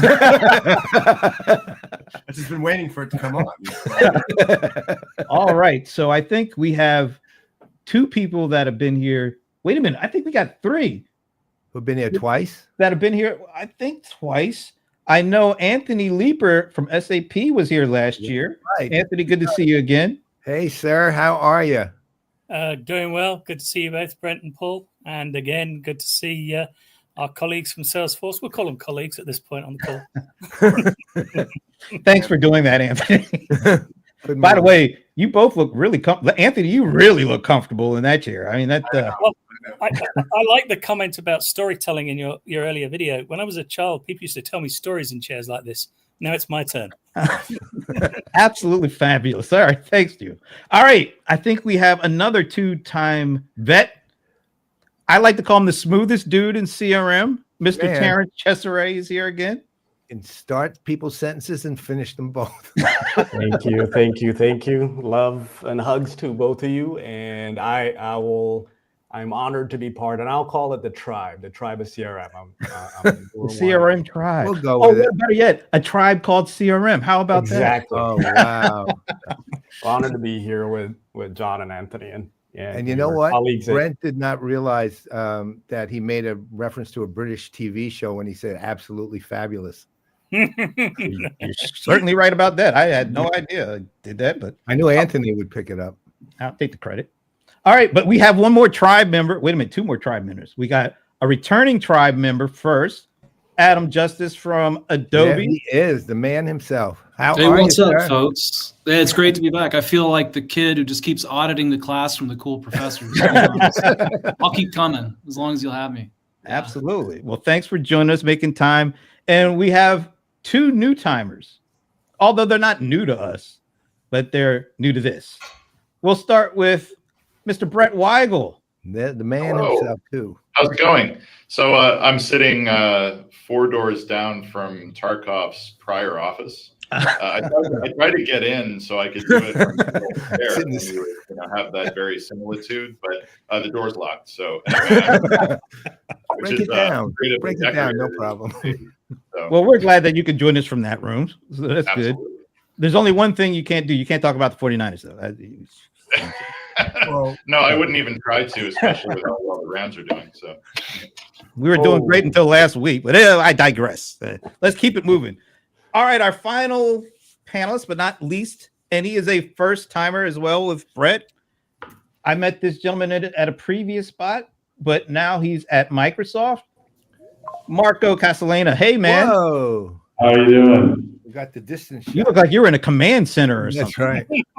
Yeah, I can't make this thing zoom any closer to me, I guess. This is how it's going to have to be. Well, your voice carries, so that's a good That's what thing. matters. All right. So as the title says, we're starting this thing off. It's completely unscripted. We really appreciate you guys coming in and kind of having fun with us while we talk about the future of CRM. We start with a simple question. What is CRM in 2026 to each of you? And we'll see what happens, after we get through that round, where we go. It's completely organic. So who wants to be the first to answer the question? What is CRM in 2026? Shall I have a go as the grandfather? Wow, the Wow. Wow, we got the godfather and the grandfather here. Okay. Go for it. All right, Anthony. Go for it, Grandpa. Look, for me, it's the delivery of AI-driven intelligent experiences. And what AI needs to do is, I'm a music guy, right? I play music, I write music, and all the rest of it. I think it's around the intelligent orchestration of that lead to long-term value journey of our customers.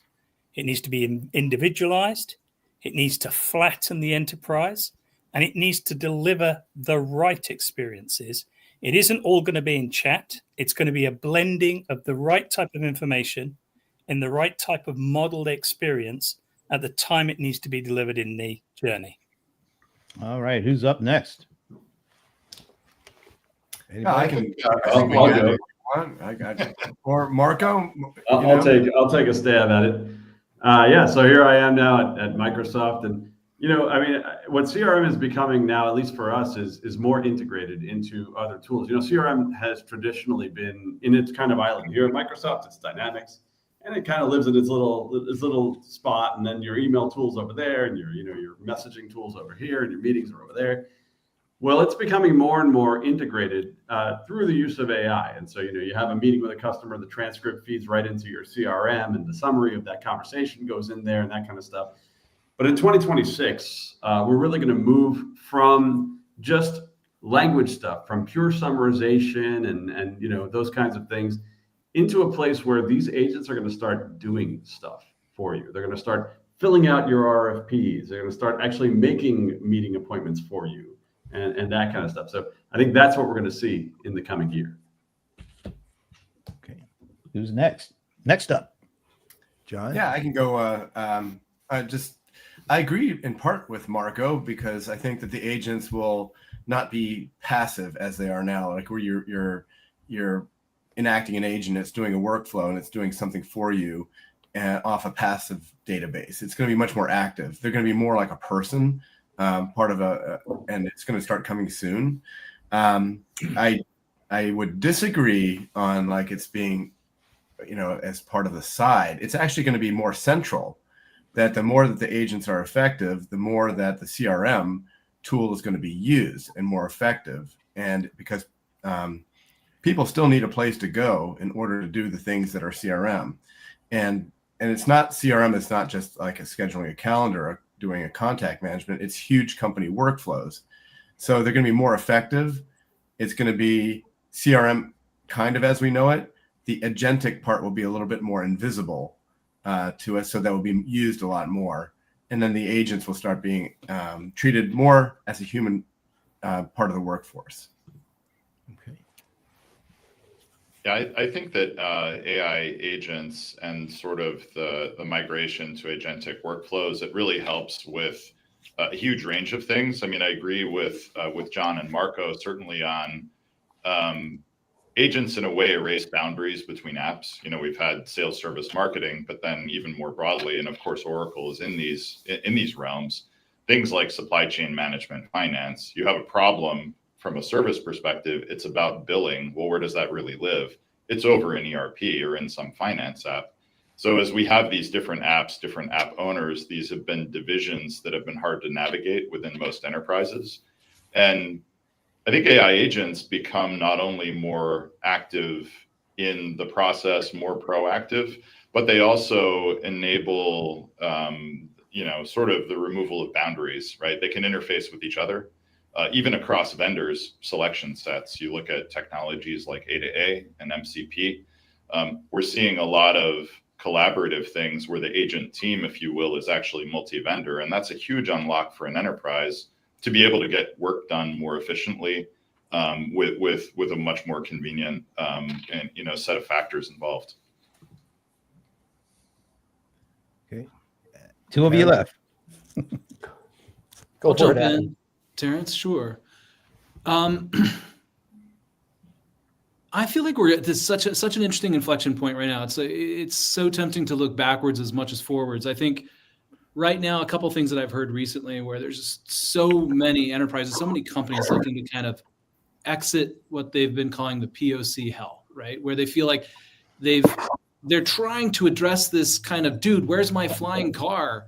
Kind of sentiment that might be kind of coming down from the top levels of their management. And I think in 2026, I agree with the things that have been said. I think that we will see a settling where people are starting to identify those high value use cases, the places where they're actually going to be able to go from concept to execution in the workflows to observed value. And that will drum up kind of a new kind of energy around the validity of the movement towards these agentic workflows and the ways that our panelists have described where CRM is headed. I think it's going to be a big year. Our research that we've seen recently shows that there's still so much pent up expectation that within the next 18 months, the vast majority of these workflows are going to be transformed by agentic. But a lot of people are still wondering, they're wondering how they're going to get there. And I think the fact that we're starting to see some real meaningful high value use cases show up and be validated with with success stories, et cetera, is going to be a pretty big unlock in 2026. All right. I'll close it out. I can't disagree with everything that's been said. I'll go a slightly different path, right? So we've been, and I've been at fault of this. We've been so fascinated with the technology. I think we go back to the basics of what does it do for the humans and how does it drive value, aka ROI. And I think everyone's more than done with the tempest in the teapot that happened this year with the MIT report and the withdrawal of it and the little argument. And for the folks who are not completely in this game, they're just like, what does it actually do for me? And I love all the conversations around it. It goes end to end. It goes across systems. The one other part I'll say is that just the disruption of channels, the voice and image and other ways of interacting in addition to classical workflow, which is another word I love. I think we go back to the basics, like what does it do for the customer and how does it prove its business value? So one of the things that we've kind of seen thematically from the investor panel with the analyst conversations too is, and I'm oversimplifying here deliberately, on the front end, we're seeing, kind of conversational AI gaining mass acceptance. On the back end is where agentic AI is working, meaning it's working within the flows, and to most of you, it's invisible to anyone actually seeing it. But the interesting thing to me that led to was a conversation around the idea of they called it an invisible UI, or but basically a new a form of interacting that goes to the most convenient way someone could probably do this, as long as they are part of kind of the mainstreaming of the Gen AI kind of platforms. So how do you guys, what do you see? Because you guys are you're carrying a big enterprise applications here, and maybe to the point of some of the investors, they're not going to be called applications anymore, but whatever.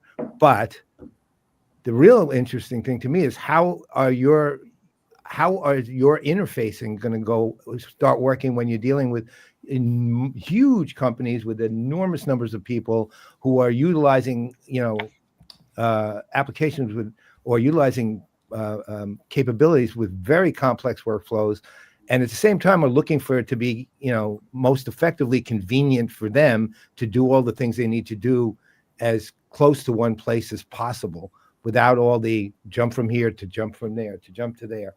How do you see that for the enterprise companies? Hey, Paul, Marco says he has a follow-up, so I'm going to toss it right to him. I do. You segued to me nicely, Paul. Now, what is happening right now, and this is happening both in business and on the consumer side, is this move towards general purpose agents. For us, that's M365 Copilot, Microsoft Copilot, is a general purpose agent that you can use for all kinds of different things.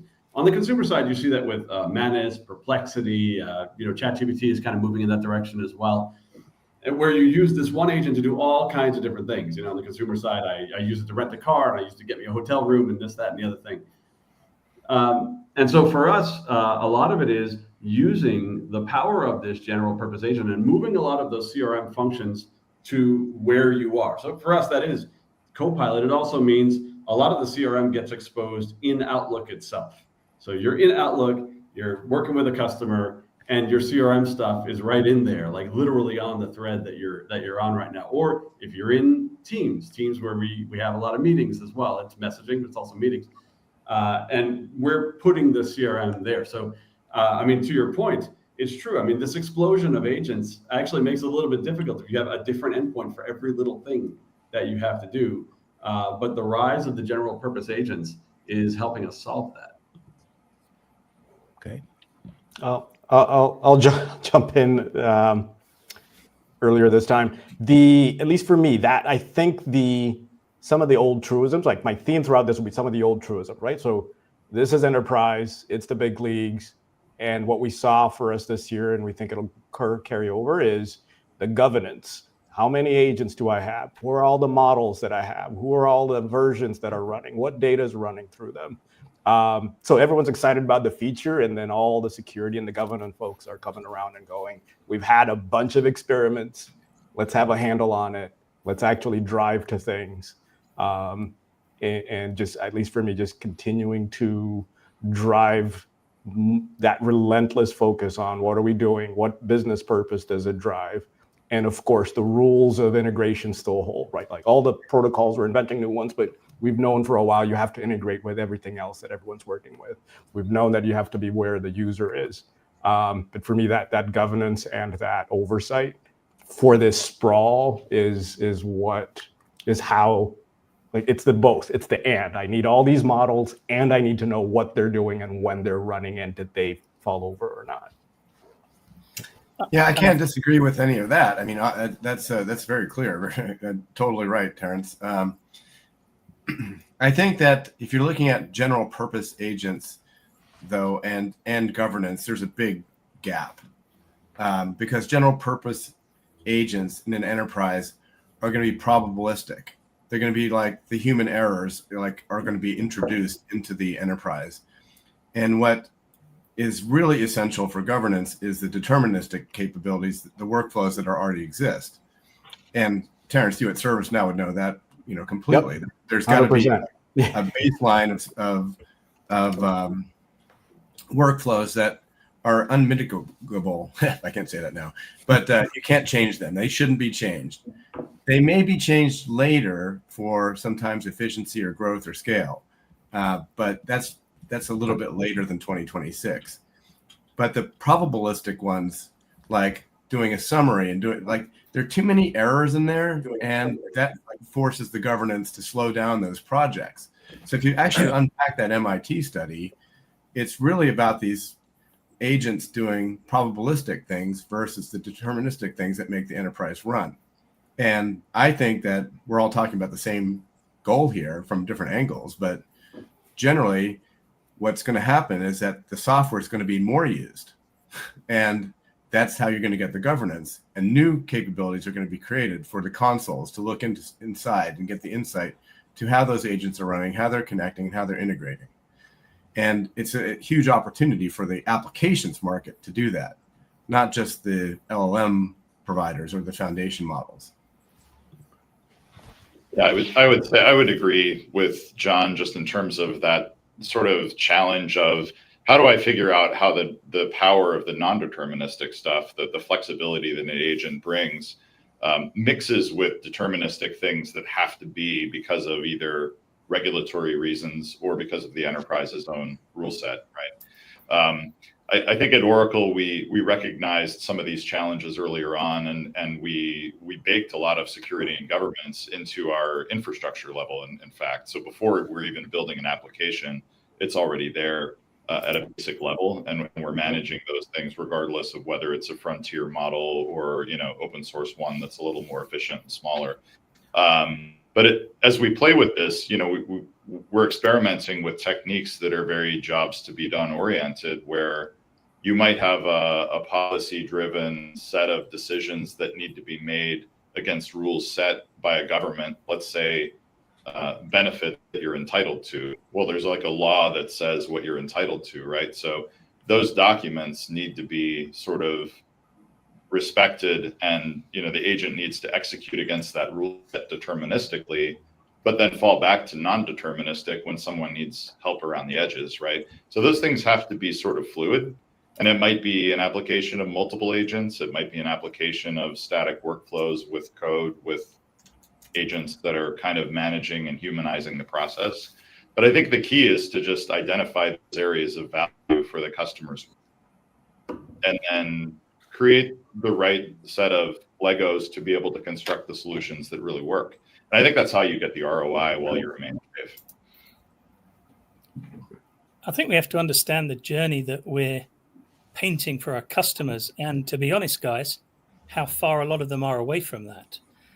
We've been saying for the last 10, 15 years, it's all about the data, and the data has to be clean, because then you'll create all these amazing reports, and many of our customers are still suffering with that.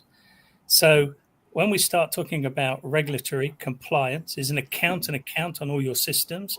Do the IDs work together? The opportunity for AI to get it wrong is what's breaking the customer's trust. So I think in a lot of cases, we're going to see in 26 still a huge amount of humans in the loop, but that AI is simplifying the task. Where that experience gets delivered, again, is not as simple as just putting it in email, because I have to make sure that what's going in email, the person who's about to see it is allowed to see it, and they don't forward it to somebody who can't see it. So actually, we're talking about very, very intricate levels of complexity, compliance, and rules that it's down to us to try and solve. And then I think help the customers start to step through that journey. And it does start with clean data, a challenge that we all know our customers still have today, right? It's a big problem out there. And open it up to AI, it can make a lot of mistakes very quickly. Hey, Paul, I'll weigh in and kind of appreciate the points of view. I'll weigh in based on your original question. I feel like with all of these advancements, you had a question about like, how are you going to wrap AI around it? How do you make it accessible and useful to the people that are using our tools, whether they exist within the enterprise or maybe they're even the end consumer.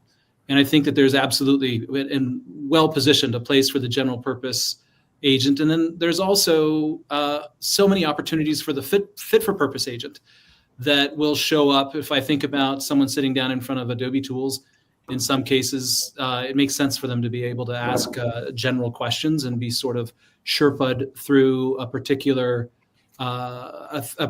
workflow. In other cases, we'll have agents just kind of settle into those workflows, and then where we have novel technology or opportunities for people to access data sets or identify audience segments, maybe we actually just build in a conversational net new workflow in existing UI. So we're looking at Adobe, we're looking at all the opportunities.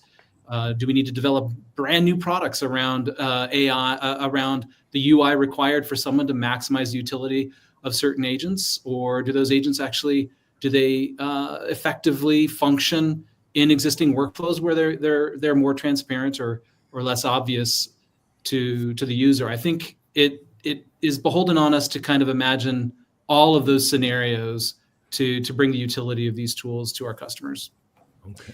All right. I mean, we were did that little clip about what you guys were talking about, not you guys specifically, except for John, what you guys were talking about moving into 23 from 22. We're 3 years into this now, and it feels like there's layers more of complexity going on here than even was before. Even with your customers having the opportunity to experiment and try a number of these new tools out, is it getting harder for them to keep up with how things are progressing, even as they are progressing faster than they ever had? Are the conversations keeping up with what your customers and what you as vendors are doing? Or do you find yourself having to do things that you didn't have to do in the past in terms of keeping them up to date, keeping them up to speed on everything, how everything applies to what they're trying to do? It feels like as far as everybody has come in 3 years, not just the vendors, but also your customers, it almost feels like they're still kind of getting left behind a little bit. What are you guys hearing from your customers about just their state of being able to use the things that you guys are developing? I know Marco raised his hand in the chat, but I can start. Okay. I think that's the most awesome question, because it's yes to all your, the answer is yes. Yeah, everything's moving faster. Everything is doing exactly what you said, but we're taking it from a technology point of view first, and we have to look at it from the humanistic point of view too. And that's the root of your question. Yeah, the technology has always moved fast. It's kind of moving in a different way now, but it's always moved fast, and it's always moved a little bit faster than almost all the customers can handle. It's moving even faster now, but the general idea is that yes, we have to explain to customers what we're doing, and every vendor has to do the same thing. But ultimately, the question comes back to us is, how can why isn't your agent making us more efficient? And we're trying to explain something completely different, which is, how can your agent make you more at scale? And that leads into a different kind of conversation about your data architectures, your metadata, your semantic layers, and your trust layers. And that goes into the technology. But fundamentally, we have to get to the philosophy of why agents are important. it's not to make your company super small and cut out the whole workforce. There's efficiency gains in some cases. I'm not saying that's an absolute. It's to operate your company at scale and to do things that could never do before, not to do the same things faster. Because if your company was a mess organizationally before, it's going to be a bigger mess faster with aging. So it's like rapidly and fundamentally changing how you're looking at your business to refine it so that you're thinking about scale versus just reduce it to efficiency. Marco, you want to know on this one? Yeah, I mean, the number one question that I'm getting from customers now is, well, I mean, Brett touched on it, is governance. That's a thing now. So at this point, you know, I meet with a lot of our customers, and you know, there's a vanguard of customers. There's like a top 1% that are doing some crazy stuff, right? I saw some cool stuff that BMW is doing just recently that they built to monitor their cars and stuff like that. But the vast majority of customers, they do now have some number of agents in production, say double-digit number of agents in production. And they can see that it's going to go to hundreds and then thousands, then tens of thousands. They're like, oh my word, how do I govern these things? How do I give these agents identity? How do I do evaluation? You know, how do I, because you can't just do unit tests, because as one of the other folks said earlier, these things are non-deterministic or semi-non-deterministic. You can't just do unit tests like you used to do, right? So you have to pioneer these kind of new evaluation methods to discover, are these things actually working? And that changes from where we came from. The era of AI was question answering to where we're going, where the AI is actually doing something. So you can't just evaluate what it says anymore. You have to evaluate what it does. So I think the advantage we have, I mean, first of all, if we go back, you know, I've been in this industry too long, as you probably know, Paul. You know, every evolution of CRM, the customers, you know, the majority still try to re-implement their old processes in the new tool. So they're just rebuilding the old stuff again. I think what we have as a potential with AI is, because AI can be consistently learning and adjusting itself, it may actually be the golden arrow that helps our customers move bit by bit to that new way of working and that new opportunity that then exists. Because I think that's the biggest challenge. Whether we want to say it or not, we've come up with marvelous products over the last 30 years, but fundamentally, many of our customers haven't changed their process. So maybe AI and the way it can be more considered with how it evolves may be something we need to think of as vendors to help customers on that journey. Yeah, some of you probably know that I'm mostly focused on the service pillar of CRM, or at least I have been historically. But, you know, as we talk to customers about this transformation, and I would say in a way, you know, AI is more deeply penetrated for longer in service than some of the other pillars, simply because there was a previous generation of chatbots and voice bots that were somewhat effective, but maybe more effective now in the age of Gen AI and agentic. One of the transformations is really, what do people actually do in a contact center? And similar to some of our, you know, our panel has said today, it is an opportunity to start to rethink experiences and figure out different touch points of how the AI and the humans play with each other. And one of the things that we're realizing is that if you take an analytics first approach, right, which is really around creating a picture of, okay, customers have service journeys. What are the entry points and the outcomes? What path are they actually following? And as you follow that time sequence, which is not always sequential, it branches, it doubles back on itself. Where is AI implicated in providing value, or maybe, you know, could be improved? We want our users to go from taking escalations from customers where it didn't go well manually to actually feeding better automation and content and fixing the semantic layer, right? And to kind of work those items instead of actually taking the engagements live. And we think that, so there is like kind of a shift at that upper tier human agent and then the supervisor manager level, where you have these new experiences, which are analytics first, but I'm actually kind of diving into healing and solving customer journeys in real time through tweaking the dials, tweaking the automation, right? Working with the agents, the AI agents at their disposal. And I think that's really exciting. It's you know, sort of an opportunity to reimagine what this looks like for our customers. All right. I'll chime in. Okay. I love everything that's been said, right? Now I even go back to the deterministic and probabilistic conversation earlier. I take that a step further and say I'm learning to correct myself, and I've had a customer really be very appreciative when I said, don't do everything with AI. You have to figure out where it complements. I really appreciated that by you, John. But the one part I'll slightly disagree is the tech is always moving fast, but right now it's one of those hockey sticks, and it is a bit of a jump. And to Anand's point on working with customers, like that first transformation, we are putting the product team in there, not consulting, to prove out that value. Some of these things that Brett just said, which is you may have an agent try to do something and it doesn't quite work. What does it look like that now the tier one is an AI agent and now you're escalating to a human agent? And that business process of, it's not tier one to tier two, it's not one human to another, it's now AI, right? So the things rhyme, but the type of work actually changes, and that reimagining of how you do it is needed. Like, that's why it's hard. But it isn't just AI, it's all the messy things we know. Your data's got to be ready. You have to know your business process. You have to know why escalations happen. And then you have to tie in the systems.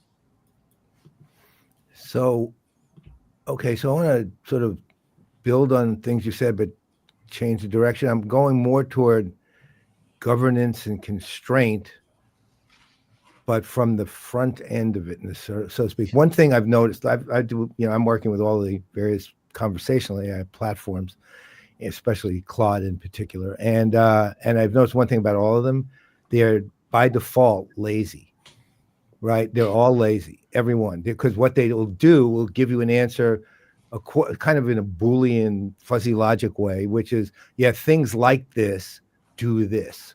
Until you say that I didn't ask you about things like this, I need things specifically to this, whatever this is. That is inherent with every one of them. And I've literally tested it in every one. I've literally run through, let's call it some relaxed testing, but some actual conscious testing. Now, that's great. In a consumer environment, okay, no big deal. Because what is it? You got me the wrong restaurant, or you didn't build this thing right for me. But in an enterprise world, it's not okay. I mean, I can speak to companies years ago that, let's say this: if you're a pharmaceutical company and somebody's asking you for information about medication for a disease, and the thing, well, this medication like this, because don't forget one thing that's happening now too. And I don't know how I can't give you the numbers, but I do know in general from conversations and from data that I have seen, people are starting to trust Gen AI to do things for them, and actually trust it. I mean, where you see it is in the shopping for me things, recommendations, things like that. You trust that over the expert reviews, right? They're just saying, okay, it's doing all that research already, at least in the mind of people. You're dealing in an enterprise environment where one mistake and you violated some major regulation and the company's hit hard, right? So you can't afford lazy interaction with AI in any way. And on the back end, of course, you're dealing. I mean, to me, whenever I look at agentic AI, I think of self-learning microservices. Really, I mean, but you can't afford those mistakes. And now I all know RAG and hallucination. I'm not talking about that. I'm actually talking about that's really on the front end. It's more from the human side on how you craft a prompt and things like that. How do you even deal with that when you're dealing with thousands of employees potentially using thousands of millions maybe of interactions with your products at all times? How do you handle that, or how do you even handle? Is that being thought about? How do you think about it if it is? Paul, maybe I'll ask this on behalf of the panel, just to clarify your question. How do we handle an employee leveraging AI on behalf of the brand or the company? Yeah, I'm not talking about them being consumers. I'm talking about them working, and where you're going to get, let's say, a customer query to your AI and your employee who is using AI to come and answer it or try to figure it out. But one way or the other, well, here, I'll give you a specific example and tell me if this will resonate a little better. There was a company many years ago that integrated Siebel and Documentum, right? And it was for pharmaceutical companies and it created audit trails because the one thing every single customer service agent potentially had a problem with is telling the customer calling in with a query the wrong thing, right? And it would generate a document which would then be sent out. So they were trying to build in all the safeguards around that. AI, because of that inherent laziness, and it's relative as opposed to absolute in terms of the laziness, actually creates those problems all the time, right? It's not hallucinations. It's just they're giving you a generic answer based on what it's looking at. So the question is, how do you design the constraints? How do you train the people? How do you do the things you need to do to prevent problems that will come in an enterprise, regulatory problems or governance issues? I'll take a crack at it, and probably get it wrong, but I think it's the answer is some of the things we've said already, which is all due respect, but that's where a general purpose agent is completely inappropriate. And it still comes down to the business process. And then it comes down to what I just said around AI. You shouldn't try to do everything with AI. So one example that comes to mind for me is a customer's running a fairly elaborate insurance claim process, specialty insurance claim process, that all the people involved are it could be impactful to them. Like you said, a drug issue or something. And if you come in with I will build an agent or agents that'll do everything, that's probably the wrong thing. But if you break it down into a series of steps, which is what we always do, and then you figure out which part's the AI agent, and it does some amazing things, and pre-processes, figures out who's everybody, who are the parties, who's the claimant, and so on, who's representing who, and then the adjuster and the people who are focused actually get to do the best work, and everyone gets better out of the process, right? And we talk about the parts of the process that people really hated, scrolling up and down a long email over and over and literally pasting in who is the claimant, who is the attorneys representing. That was the non-value adding part. But making the adjudication, making the judgment, those are the things that you don't start to do immediately, but you get tremendous lift off of getting that answer faster. All right, Brett, I think you wanted to jump in. Yeah, I mean, I think, sort of at a simple level, and I totally agree with what Terrence just said. I think it's a little bit about taking, what's the job of this specific agent? How does it work with other agents or other applications or human users of applications? Getting really specific about that. But really, when you look inside of an agent, it's instructions, which is prompting, but it's also tools. And Paul, like you were suggesting with the microservices comment and rethinking that, right? Tools become the way that platforms get exposed to agents, and agents know how to use them and what to use them for specifically. And they have defined input and output, right? So we can be pretty constrained, and we can have some general purpose tools, like what's the knowledge graph for a problem space around finance, as an example. We have an ERP product, so we can do that, right? But then, it can also be very granular. When you use this API to a third party, what is it specifically going to do for you? And then the agent can go discover that and use it. So I think that creates some constraints, and it lets you test specific things rather than kind of, just swimming in a general purpose swimming pool. Oh, thanks. I guess the camera's on me. I anticipate myself struggling with part of this answer, but the core part, I don't think I will. And it goes to what Terrence had said also. If you have your agentic platform, your trust part of the platform inside your platform, as opposed to like an appendage on it, like a general purpose one, that you've given permission to access and answer questions. If the trust layer is inside, it's part of the stack, you can actually put your policy in there, and that would be a guardrail, so that you will even though you're giving like a lot of freedom to the employees who are, answering questions or running an agent themselves, there will be guardrails, toxicity checks, the guardrails about the policy themselves that can be checked. And then the agent will have a handoff to a human if there's a flag that says, oh, this might be violating some kind of thing. So that's an extra guardrail. These are already happening. They'll be in 2026 throughout. Where the possibility of problems comes is if you give people a lot of freedom, they'll take it, and they'll, because that's kind of drives human spirit and creativity and curiosity and things like that. So there's a kind of a fine line between like letting any employee do anything they want and constraining them to the company policy. So I think that the companies that will have the trust part built into the platform will fare much better than the ones without, especially when it comes to what will happen in 2027, which will be that the companies will be liable, the vendors will be liable in some capacity for legal claims against them when agents make mistakes, because it's got to happen. There's going to be something happening there. Laws will have to be addressed. So I'm, pro Terrence on, yes, in the platform, anti-appendage on top of it, and that's my answer.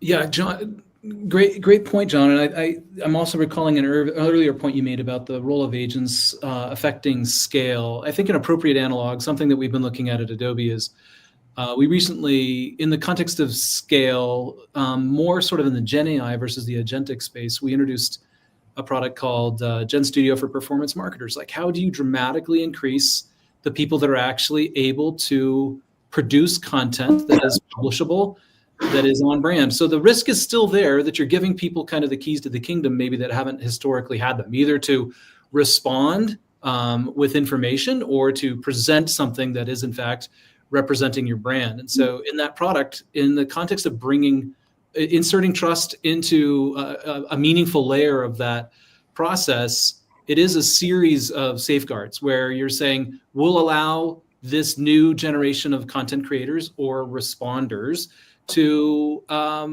respond or to kind of activate in this particular space.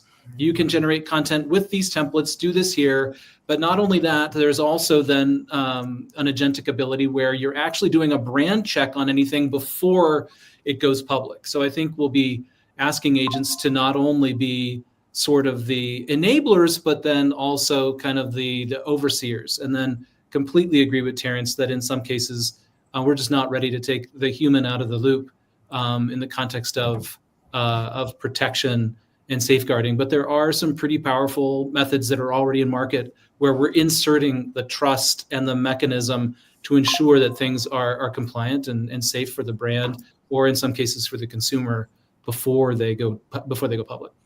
Okay. All right. We had like a kind of an interesting conversation breakout in the comments here. I want to make sure I pull up the right. All right. So it started with Anand, who was on right before you guys, talk about food for thought. Should customers pay more for AI or AI-enabled capabilities if it's truly built to be more effective? And then a panelist for tomorrow that'll be coming up, Maxim from Sugar CRM, says no, Anand, because we don't have a product without AI. There is nothing to sell without. And then we even got a little more around this. Or will this become the table stakes and expected in the future now? Given if you do not have these offerings, you will be likely left behind. One of the creators versus the winners. Whoever wants to kind of address that, feel free to go for it. It's interesting kind of conversation that broke out. Yeah, the Oracle perspective has been from pretty early on within our Fusion applications area. Fusion AI is embedded, right? So customers just get it as part of their licenses. There are some premium tiers, right? If you do some special things and some custom things, you go into that. But the AI we ship is embedded in the product, right? And we're doing that because we want everyone to unlock the value. So kind of similar to Maxim's comment. I mean, AI is the product that's built in, not bolted on. And because everything we're doing is now AI centric, we figure, current customers have to come along for the ride. So let's do that. And anyone shopping for software today is looking for that future proofing of what am I going to buy, right?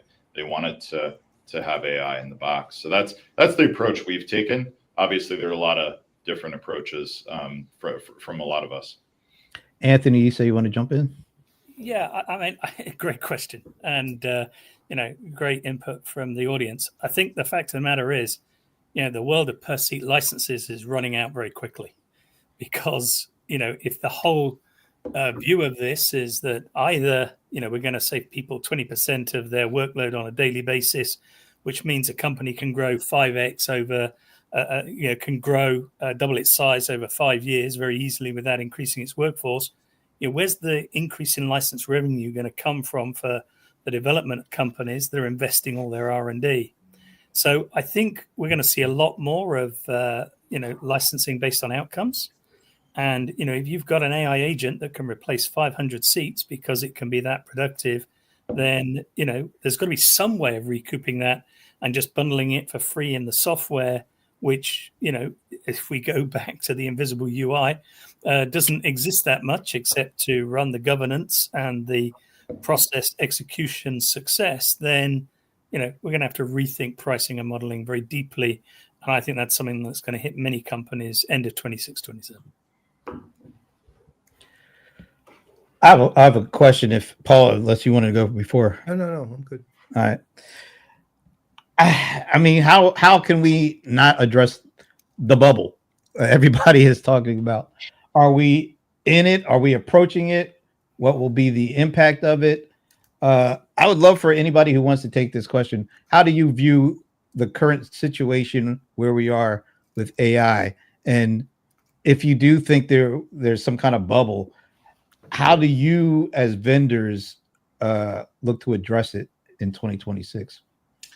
Somebody asked me this yesterday, and I said, well, the bubble, there is a bubble. I mean, there's got to be some kind of bubble. It's kind of centered on NVIDIA and the amount of GPUs it's selling, and the support, the access to the GPUs and the workloads on the GPUs. And then NVIDIA invests in the companies that are using that are investing in NVIDIA. So like there's a central part of the hardware infrastructure, the hyperscaler kind of level. And the software companies are going to be, there's collateral around there, of course. But as far as it being a bubble, I think this is so rapid. Like if you looked at the Gartner hype cycles, I think this is such a compressed hype cycle. It's like a year was what 10 years ago hype cycle would have been. And if there is a bubble that's going to pop, it's going to reinflate very fast. It's going to have a much more mature outlook very quickly. But so it may not even appear to be a bubble. It may be just like a go up, go down type thing if you're looking at the stock market. But I'm not an investor at all. I'm just thinking of like there's going to be a lot more use of agents, and there's going to be a lot more money flowing to vendors and from customers and vice versa. Like it's going to continue to go because there's going to be so much scale that comes up. And I don't know if I can answer the bubble question directly, but I think that it's going to be short-lived if there is one. All right. Let me go to Marco. I think you wanted to jump in on this one. Yeah, well, John took the words out of my mouth. I mean, all of us on this call have been doing this for a while, and we've seen bubbles before. This is not the first bubble, and it won't be the last. But out of these bubbles come something enduring, an enduring technology. I mean, many of us were around for the .com boom. Remember that? And what came out of that? Salesforce. Well, originally Salesforce.com. John, you remember it. I was with you at the time, back in the day. And, that is an enduring, obviously, Salesforce is an enduring technology that came out of the .com bubble, kind of created the subsequent cloud bubble, frankly. So there may be a bubble in terms of valuations and things like that. There's some crazy private market valuations going on. But I completely agree with John on this one. I mean, this technology will endure. This will be a permanent part of our lives. and our businesses, and it will indeed continue to improve very rapidly. Yeah. All right. And Terrence. Yeah. I think these two, like this question and the previous one, are related, right? Which is pricing should never be because this feature, right? And I'll build on Marco and John, which was, I remember that, software will die, and everyone had a big debate about it, a couple of decades ago, and it turned out software as a service, and there was tremendous benefits. And just remembering to prove value. That's why I said earlier at the beginning of this call, it's about the ROI. But with any disruption that John just pointed out, there is recalibration, and not everyone is sure. And sure, there's a over or under expectation. But ultimately, if you keep your focus on demonstrating value and asking the customer if we've demonstrated, is there a fair exchange of value? That's what'll shake out. But not everyone will make it. I don't want to pretend that everyone will make it. But if you keep focusing on what's important, which is focus on getting the customers the right experience and supporting the orgs and delivering that experience efficiently for scale, that will always set you right. Well, you know what's really interesting is our previous panel kind of said the same thing about there are going to be huge winners and a lot of the people who won't make it because there's a lot of money going in. There's a lot of interest in it, but only a few are really going to hit it big. And that's why even I think Scott from Norwest is saying they're even starting to do investing at the A level or even, did he say even before that? Yeah. Yeah. So it's fucking seed. Yeah, they're actually starting to look at seed investing, which is something I know they weren't doing a couple of years ago. So it's really fascinating to see what's going on and where CRM. Let me ask you guys this, and this will be it. Do you see CRM, I'll say CRM CX, customer engagement, as a driver, as a thing that will help shape what the direction of AI, or is it just going to go along for the ride because it's such a mass, it's going to impact everything? But do you see like somewhere, some portion of it being driven by what's going on in business software? Well, I think so. Absolutely, Brent, because reality is businesses don't exist. Public sector organizations don't exist unless they're serving a citizen or a customer. Whether you want to call it customer experience, citizen experience, CRM, companies don't have to do accounting. They don't need a supply chain. They don't need an inventory unless they're doing something to do with a customer. And so that's the driving force. AI is to improve everything from initial lead to that long-term value lifetime for the customer. And that touches everything in a business suite. Okay. Marco, you wanted to jump in here. Yeah, I think Brett Weigel said it earlier, and he said it well. A lot of what is going to happen in the near future in AI is going to be driven by the customer service side of CRM, especially as we start to automate these contact centers and as the voice and omni models start to become more mature and cheaper. And so, no, I don't think CRM is just going for the ride. I think it will indeed be driving more and more of this AI usage and its maturity. Okay, Adam wants to jump in. You're on mute, Adam. Oh, yeah, you're on mute, by the way. It would be helpful. Thank you. Appreciate the question. I have some college-age kids, and it's always interesting for me to kind of take the temperature based on the way that they're using technology. And I basically have my kids telling me now they don't Google anything, right? They're using GPTs almost exclusively. I think the businesses that we represent and that our customers will have to respect the modalities through which their customers and consumers want to interface with them. So on that front, I think absolutely the customer experience, our ability to understand and manage customer relationships will drive a new transformation and an evolution here. And I really appreciate Terrence's perspective through this whole session about like what's old is new again. And I think when we look at what we're fundamentally trying to accomplish as a business, when we're trying to present our products and services in an effective way to our customers that hits their care factor in a way that makes them want to invest, I think that those are going to be some of the, if not currently, those will become core use cases driving this transformation. I can't believe we're already at the top of the hour. I know. This was a nonstop information-packed conversation, and it was a conversation. I really appreciate you guys for feeling comfortable enough to just talk about this stuff, and we get a chance to kind of be along for the ride. Paul, anything you want to say before we let them go? Yeah, well, thanks. Obviously, I mean, you guys are awesome. And I know most of you for a very long time, and always appreciate you, my friends. Besides being colleague, so the one thing that's fascinating, though, I will say that came out in both of the conversations today is the fundamentals is still the fundamentals, right? No matter what, no matter how much we talk about AI, no matter how much we talk about anything else, the fundamentals remain the fundamentals, no matter what. And from personally, I mean, I'm retired, so what do I care? But but it's good to hear. Let's say it is good to hear. Yeah, we're a little over, so we're not going to keep you. But thanks so much for doing this. You make this a tradition unlike any other. Quite honestly, I really like this. Absolutely fabulous.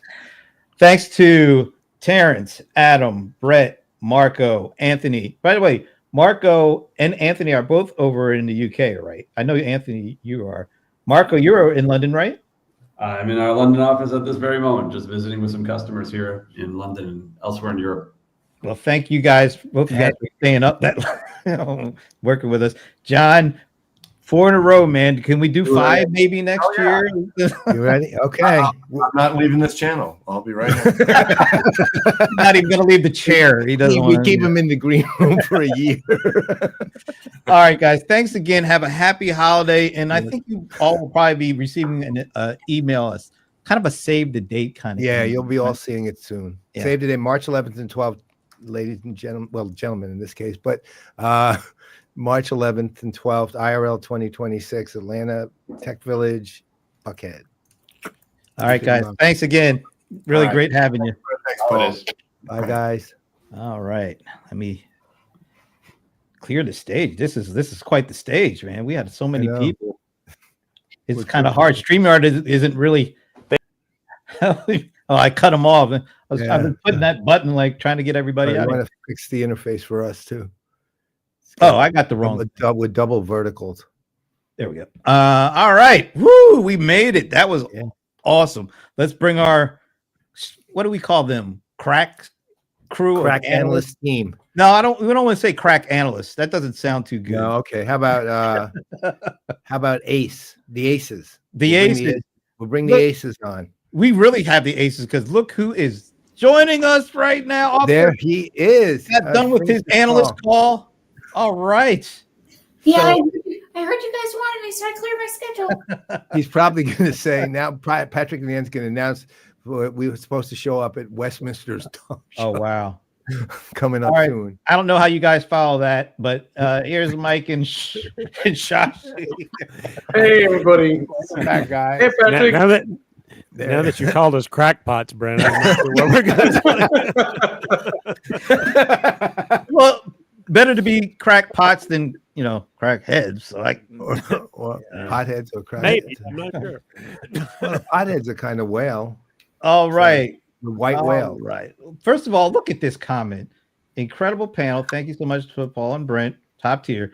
All right, this has been. Thank you, tier. Jordan. Thanks for being here, Jordan. Stick around for these 3 lovely people. And Christine has just been waiting around for Patrick, apparently. So.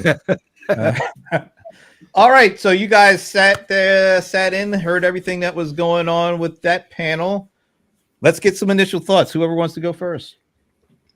I can go. I have something that's really burning up in my head a little bit. Okay. Want some I water? think Anthony said this, like whenever technology changes, what many enterprises try to do is take their old processes and try to fit it into the new technology.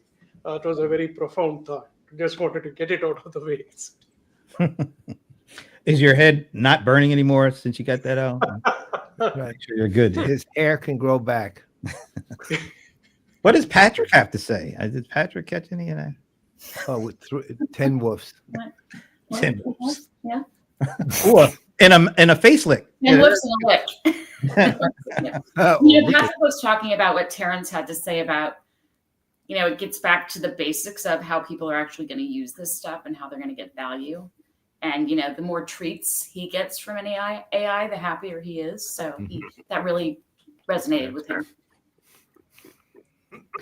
But, I mean, seriously, I think whether you take great comments from everybody, but getting back to sort of what's old is new again. You've got to be able to deliver value. You've got to be able to prove that value, whether it's to an end user from a productivity perspective or really transformationally from a business operations perspective. And I think what a lot of folks have struggled with is getting from the some basic AI gets me a little bit more productive to I'm really being able to move to these broader kind of business changes. And that's what everybody's going for. But we heard a lot of good points about data and process, both in the comments and from the panel, that I think are really important as we think about how do we really not just get some value from AI, but really deliver on the kind of value that the market's promising today. Go ahead, Mike. I was just going to say I tied this back to something I said earlier, but I think maybe even more so, and that is we're really not going to be talking that much about the applications. And frankly, I think a lot of businesses aren't going to replace those applications for quite a while, because what we're going to focus on is data and that integrated data layer, whatever that looks like. And there's a bunch of different ways you could do it, from federated to whatever. But that's one. And then the other is this idea of this agentic platform. Governance, orchestration, ethics, all those things we've got to build in.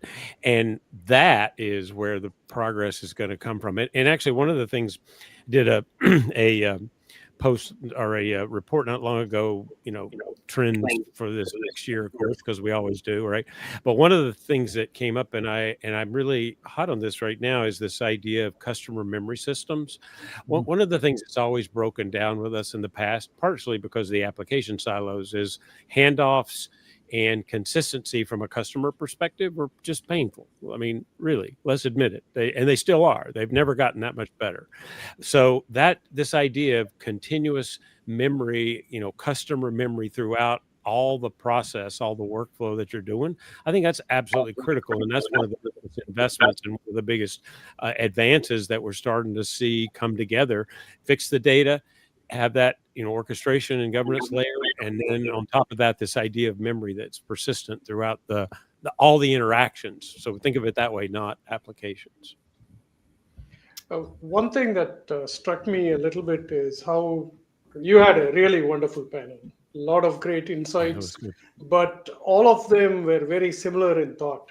That's either a good thing or a dangerous thing. I mean, the reason I say that is if everybody's doing the same thing, then who's leading, right?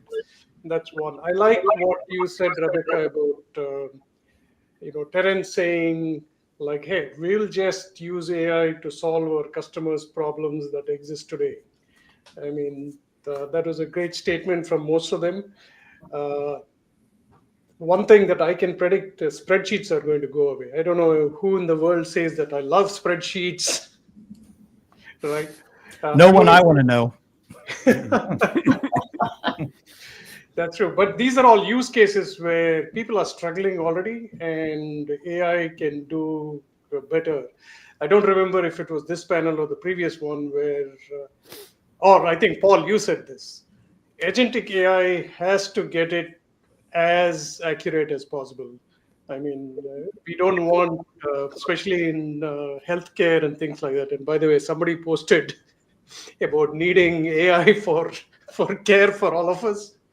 So we can't say hey, the doctor, he gets it 75% right all the time. Yeah, that's not good. I mean, that's the part that actually. No, I got to post this comment. Come on, man. Come on. Does that surprise you at all, though? Come on. I got to take everything back I said about the guy, if that's the case. Christine, you're dreaming of spreadsheets? Really? Going away. Oh, okay. That's a Ray Bradbury novel. Anand threw me off so badly, I misread that. Okay. All right. Now, she's a Prince fan, so I should have known better. Yeah. So here's the thing, though. So on the one hand, to your point, Shashi, I was encouraged by the fact, in one regard, that they all thought the same, which was the blocking and tackling part. It's still the fundamentals. It's still the fundamentals. I was glad to hear every single one of them support that. I mean, because if they didn't say that and they're just getting caught up in AI hype, then I would be concerned, given that they're all leaders at their companies. Secondly, the thing I was saying about accuracy, I mean, I really want to get you guys' take on that, because it really it didn't disturb me, because, you know, look, I've been dealing with Claude for months now, and I like Claude's my favorite of all of them. Me too. But I kept noticing how lazy Claude was, right? And it's lazy. I mean, that's the way I define it. You know, I'm giving it a human attribute, but ultimately it's basically fuzzy logical is what it is. It's basically saying, well, approximately, here's other things just like this that you might want to look for, because this is the way most of the time I see it, right? In a manner of speaking. And that's not sufficient. It's not even sufficient working with me, much less sufficient in a business environment that's defined by regulation and governance, right? So I'm curious as to, I happen to think, because keep in mind though, on the one hand, the back end is where, I'm calling it the back end, is where the agentic part's going. I'm not dealing with agentic AI. I'm dealing with Gen AI, conversational AI. That's what I'm dealing with. I'm dealing with the front end. I mean, I'm dealing with the agent that I'm having a conversation with to go and tell the other agents to go do what they do. You know, he's basically my intermediary, you know, and my conversational interaction. So him getting it wrong, though, means that he effectively goes to the other agent and said, yeah, go look for something like this, right? And that doesn't work. Now, on the other hand, you have agents themselves from the back end that are self-learning too. So he's also potentially providing them with really bad learning experience there. Yeah. So I'm kind of wondering how you think that gets dealt with. See, I mean, I think the problem with that is, and I hear this all the time, if you just look at Claude or ChatGPT or whatever, you're not looking at an enterprise system. You're looking at a consumer system, right?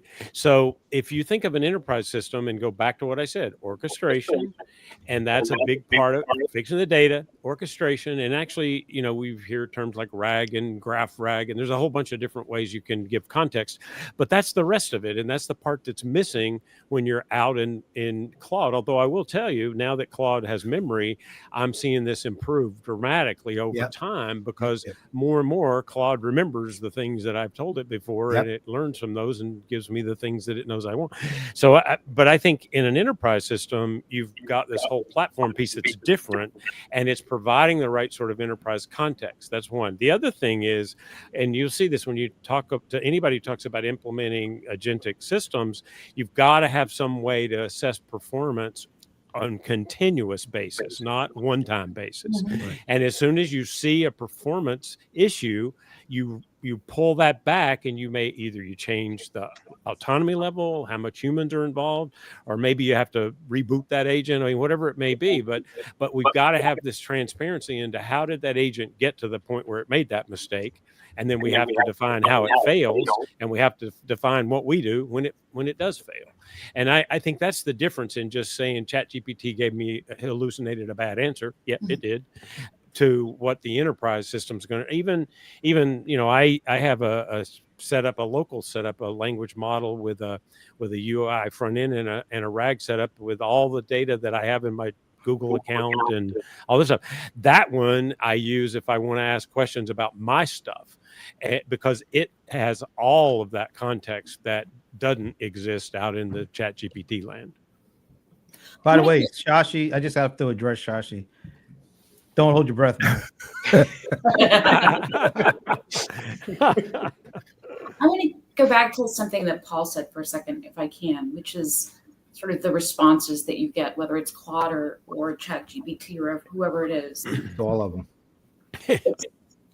All of them. Yeah, all of the 5 majors. I think we have to talk a little bit more about how these pieces that are going to become commodities are built, because right now they all sort of behave like the overconfident, over-enthusiastic intern. Right? And a bit sycophantic too, let's be honest. But it's right. but they're also lazy, to Paul's point, not willing to go to that next sort of level. And to Mike's point, I think we got to think about, if that's what we're using under the hood, what systems do we put on top? Or the internship coordinator to make sure things don't really go badly. No, you're right. Yeah, no, that's absolutely right. Kevin Nix, what was the company? Kevin Nix had a company, Rocket. What do you call it? Rocket something. It wasn't Rocket Science. No, I kept calling it that. No, it was something that didn't quite make sense to me, but no, it was funny. It was actually kind of funny. Rocket Surgery. That's Rocket Surgery. So that's why I said it didn't make sense. Yeah. So, but basically, what it was I think he still has it, but I think he's putting it on hold for a while. But it was basically QA on AI, and it was actually really, really a smart idea. The way Kevin never goes wrong with these things. He's like amazing. But it was actually kind of goes to that. It kind of goes to wait. The guy isn't, in effect, what he could do with it. And I'm looking at it from the consumer side would be, let's say I say, hey, I need to find out how to cancel this. And instead he would say, I'd query it. AI would start working on a relative answer, a typical, well, like that, you might want to look for this. And it would stop it and say, no, he's asking specifically. In effect, that's the kind of thing it would do, among other things. So, I mean, that kind of goes to what you're talking about, Rebecca, which is the intern management, right? Because that's actually what Kevin's trying to do, I think. Yeah. And if you think, smart. If you think of it like, and I know there are definitely people who don't like this analogy, but I think it's the most effective way to make businesses think about it correctly, and that is digital workforce, human workforce, hybrid workforce. And if you think of it that way, what do you do with human workers? You specify a job description, you look at their skills and background and capabilities, but you don't just then put them in your business and say, okay, go on and do whatever you want. You have performance reviews, you monitor their performance, you set goals, you do all these things. You have to do the same things with an agent, whether it's fully autonomous or partially autonomous or not autonomous at all. And there's got to be, that structure's got to exist around all of that to make it function. And I think we're making a real mistake. And this is kind of typical in tech, right? Oh, this is a great new thing. Let's just turn it on. We haven't, prepared the organization for it. We haven't prepared our systems for it. We haven't done all the other work that has to be done to make this effective. Great point. Just to follow up on that, I think most companies and enterprises are forgetting about training their people. They just think like, hey, you use ChatGPT, come on, let's start doing that. You must know everything now. So yeah. And Paul, you made a great point about all of these LLMs are lazy. I'll tell you again, practically, why I was trying to do this over the weekend. By the way, just shout out to my blog. It's called shashi.co. So I'm trying to use it to say like, hey, let me style it a little bit better so that it looks presentable than my 20-year-old blogger theme, right? And it kept giving me such bad answers, like it wasn't good styling at all. So guess what I did? I said, I'm sorry, Sundar Pichai will be angry that he spent billions on you, Gemini. You need to do better. And immediately came an answer with such a great style. I mean, it still needs work, but that's what I would have said if I was angry, right? No, I get it. I absolutely get it. Look, honestly, I'm going to tell you another story too, because it's just funny. So I've been working with Claude, and I'm doing all this big home automation project here, and I have a very complex home automation that involves like 800 entities, right? So I was building dashboards, and he uses a markup language called YAML. So I asked Claude to help me build the dashboards, and we're going for days on this thing. I mean, days, actual days of working with Claude, trying to get it right. And I got so frustrated at one point after about 4 days, I said to Claude, I spent $200 a year on you, but you know what I'm going to do? If you don't get it right on the next round, on this next iteration, I'm going to a different service. And it got it perfectly right. Mm-hmm. It literally got it right. You provided motivation. See, that's just like a human employee. Well, it's kind of weird. It was kind of weird. But the thing I have learned to do on this is, and it's fairly simple, is when it gives me a generic answer, I repeatedly tell it. And to your point, Mike, it does have memory because it remembers those 800 entities. And like, even if I ask them for a premium ice cream, it would remember it. But the thing I learned to do was say, no, I didn't ask you to be generic about this. I need you to specifically tell me about this. And then to your point, it gets sycophantish and apologizes and then goes and gets me what I need. But you have to tell it to be specific when in fact, even if the query is clear, it's still generic. Did you have to go tell it to go sit in the stand in the corner? Sit in the corner. Look at it. I mean, what is going on here? Paul, I noticed this the other day. I often will use ChatGPT to make cover images for my blog posts, and I noticed it started having this glitch a couple of weeks ago. I would ask for it, and then it would ask me 4,000 questions about what I told it, and I'm trying to answer the questions. Okay. After a while, I just got aggravated. I said, "This is ridiculous. Do the image the way you did it before with what I just told you." And guess what it did? It made the image, and it was perfect. I guess the question becomes, because that is obviously a problem, and it's a problem with literally all of the 5 biggest ones. How do you actually solve that? Because, and again, in the enterprise, and to your point, they're different, but at the same time, don't forget, remember all of us were talking about in 2005 and 6 about the consumerization of business, and usually then it was on the style of your phone, but nonetheless, we were still talking about it for a reason. Yeah, but that's still how people live, right? Well, all this stuff is still built by people. Guess what? We're lazy at times. We need a stern talking to at times to do stuff. Well, that's why are we surprised? Yeah, why are we surprised when this stuff has to do it too? Because we're the one making this stuff. Yeah, I mean that's just the function, but I do think that idea of the complete orchestration layer, complete orchestration platform, governance, all these things, that's really important because that gives you the enterprise grade that you don't have if you're just trying to use one of the current popular consumer grade models. But here's the thing, like, is it going to be like a non-agent building company that becomes that orchestration? Because all these big companies want to be the ones that control the overall, right? Not just to use theirs, but they want to be able to know when you're using others or be the ones to say which ones will you use. And it feels like, is there actually going to be a company that comes along that these other companies are going to say, all right, we'll let you be the ringleader, or we'll let you be the layer that controls which agents you use from which vendors. I don't know how that comes about because most of these companies want too much control over as much of the process that they can get and don't want to give up any kind of central power. But what they're already starting to learn is that companies aren't going to throw out everything they have. And so you're going to need multiple agents. You're going to have a way to coordinate multiple agents, and they're going to go across all those different, vendor silos, if you want to think of it that way. And I think that's the reality. I don't think there's going to be one major, platform winner. I think there's going to be a lot of different platforms and a new standard that takes MCP and fixes the issues with it and creates a new way to connect all those things with supervisory agents. And, there'll be companies will choose whichever one is the one they choose. Like there'll be several choices. So would it be somehow built at the hyperscaler level so that it's part of the foundation before it even goes to the application folks?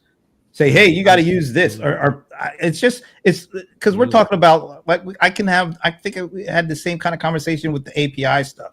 Like every company has the APIs for their apps, and every customer there's wants to use both the apps and integration with each other. Yeah, I don't see how this is any different. Well, it's not in some ways, Brent, but the other one is like if I have autonomous agents that automatically manage those integrations so that it sets the right integration for the right tool for the right thing the agent's trying to do. I mean, that idea, even down to agents that manage the data quality, agents that all of these things, you can automate some of those infrastructure things, and it starts to function much differently than what it does today. I want to give I want to see that happen. Rebecca, do you go first? After that, I'll. No. I mean, I think everybody's hot and bothered about the orchestration layer because we recognize that whoever controls that decides how much AI is called and from where, and who has the biggest piece of the pie, which brings us around to the big question is, how does pricing influence all of this, right? If I'm providing the orchestration layer, do I now have a chargeback like I would have between P&Ls in the business? Do I have chargebacks at the orchestration layer to determine which LLM or which agent I'm calling for what kind of task and why? And there's a whole pricing piece to this that hasn't been out yet either. I think there's a reason too why a lot of enterprise customers don't want a singular thing to rule the roost. Right. They don't want each vendor having that much control, where the overall thing they want is, I think I've heard it said time or two today, the end-to-end workflow, which crosses over applications and vendors. And they want to be able to control that as much as possible, I think. Yeah. But the agents, if the agents become more and more specialized, they're handling little pieces of that workflow across it. So there'll be handoffs, and those handoffs may be from, all from the same vendor, or they may cross 4 vendors as they go through that process. And I think the point is, if it works the way that we envision this right now, that gets to be something that we don't have to worry about, because that orchestration layer with the agents is actually doing a lot of that work for you. I want to make 2 points. One is Wait a minute, Shashi, you just wanted to make 1 point before. Now it's 2? Now it's 2. No, Jordan Lake, what she posted is very, very crucial. Let me bring it up for you. Yeah, there you there's go. a lot of friction in companies because employees don't understand it. They don't know how to use it, and they fear for their jobs. So I think Bill McDermott in one of the briefings talked about training that even ServiceNow does for its own employees. Hopefully they also do it for clients. Now, the second point here is, we may not need agents all the time. What we have lost track of is machine learning is not new. Companies have been doing it for 10, 15 years. Yeah. And the right way to do it is, like most of you have said, data, analyze, predict, and then generate. I think now everybody is jumping into generate first. Yeah. The analyze and predict part of it is so important, and that doesn't have to do with any employee-facing friction, right? What is easier now is for people who are not data scientists to get the data, as long as the data is clean, right? That I think has democratized it a little bit more, and that doesn't need an agent. It just needs you to stop being on a spreadsheet. Why do you keep going back to the spreadsheet, Shashi? What is going? By the way, shout out to Anand. That's what we call a bar, a company that treats AI the same as a colleague loses. Let's hope that's true. I don't know if it is or not. I just like the sound of it. All right, we getting close. Yeah, we're gonna close shop here. It's been a great day. I mean, lots of really great conversations right from the beginning through the investor panel, you guys after the investor panel, the Big Six panel now, in the comments section. I mean, great comments, great thoughts, and that's kind of all we could ask for, really, is great comments and comments on screen and off. And you guys definitely provided a lot of that. So you nailed it. I'm trying to see any housekeeping I can do. Oh yeah, let me do a few housekeeping. I'm just glad I was able to say it and not mess it up like I usually do. All right. No, I don't want that. Why did that happen? That's what I want. We are so excited that we finally got Steve Miranda to join us on the Playaz.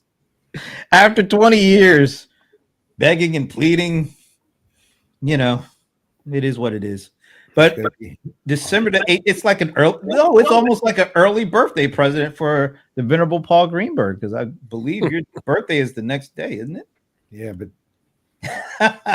that's so this is good. I'm going to market this as Steve's birthday present to the venerable Paul Greenberg. No, it's his birthday present to the CRM Playaz heading to their 17th anniversary. Maybe he'll bring a cake. I guess that would be asking a little too much. We could ask him just to restock the green one with cronuts, right? Some new ones. Oh, okay. This is the final housekeeping. I got it right. All right. I don't know why I have a mental block for that, but I certainly do. So hey, the show ain't over permanently. It's just over for the day. But tomorrow is our second, or I guess the third panel, our second vendor panel. Mostly, mid-market SMB kind of folks here. But it's a stacked lineup, Paul. What do you want to say about this? Well, one, everybody here, let's say, has a definitive POV, everybody. And each company, every one of these companies is one way or the other been fully invested in AI. And often, in most of the cases of these companies, I can't speak for all of them, have started AI long before Gen AI was around. I can certainly speak for multiple ones of those. This one's going to be really interesting. And we have some returners, but we'll wait on that till tomorrow, who's returning for more than their first rodeo, and some new people too. So this one's exciting, and this is a very smart group of people. I know 5 of the 6 well, and one guy I know of. I don't know him well. I won't say anything. I think I know who that is. Yes, I think so too. Yeah, it's going to be cool. It's always great to get insights from the vendors and folks that are kind of senior leaders at the vendors, just like it was today with we call them the big 6. But these are also very important vendors in the industry, coming at it from different perspectives, focusing on different areas, but all of it impacts CRM and CX and customer engagement. So that's tomorrow noon to 1, and then after that we do have an analyst panel. I'll put that up later, but the Brohammer is going to be on there. Rebecca's co-host for The Crunch, David Smith. Constellation's own Martin Schneider. I think that's it, right? Or is there right? Yeah, there's a possible 4th, but we're waiting on hearing. So two more hours of really great stuff in the industry. What's going to happen in CRM in 2026? We'll start and put some clips up. Maybe if I don't fall asleep, I might put one up tonight. I don't know. There's so much to choose from. I mean, there is a lot of meat in this. So you're not kidding. I'm going to have to use my AI, my Opus, and my Minvo, and all those things to try to, pull out all the nice little clips, because there's a lot here. We've got classic clips, leading with, of course, Rebecca's evenly distributed clip. Wow, I really like that. That was the phrase of the whole day. I will say that. I think you might have got it from Patrick, though. I have to be totally honest. He's the brains behind the operation. All right. So on behalf of Rebecca and Patrick, Shashi and Mr. Fawcett, I'm Brent Leary. I'm Paul Greenberg. We are the CRM Playaz, and we'll be back tomorrow at noon Eastern. Goodbye. Bye.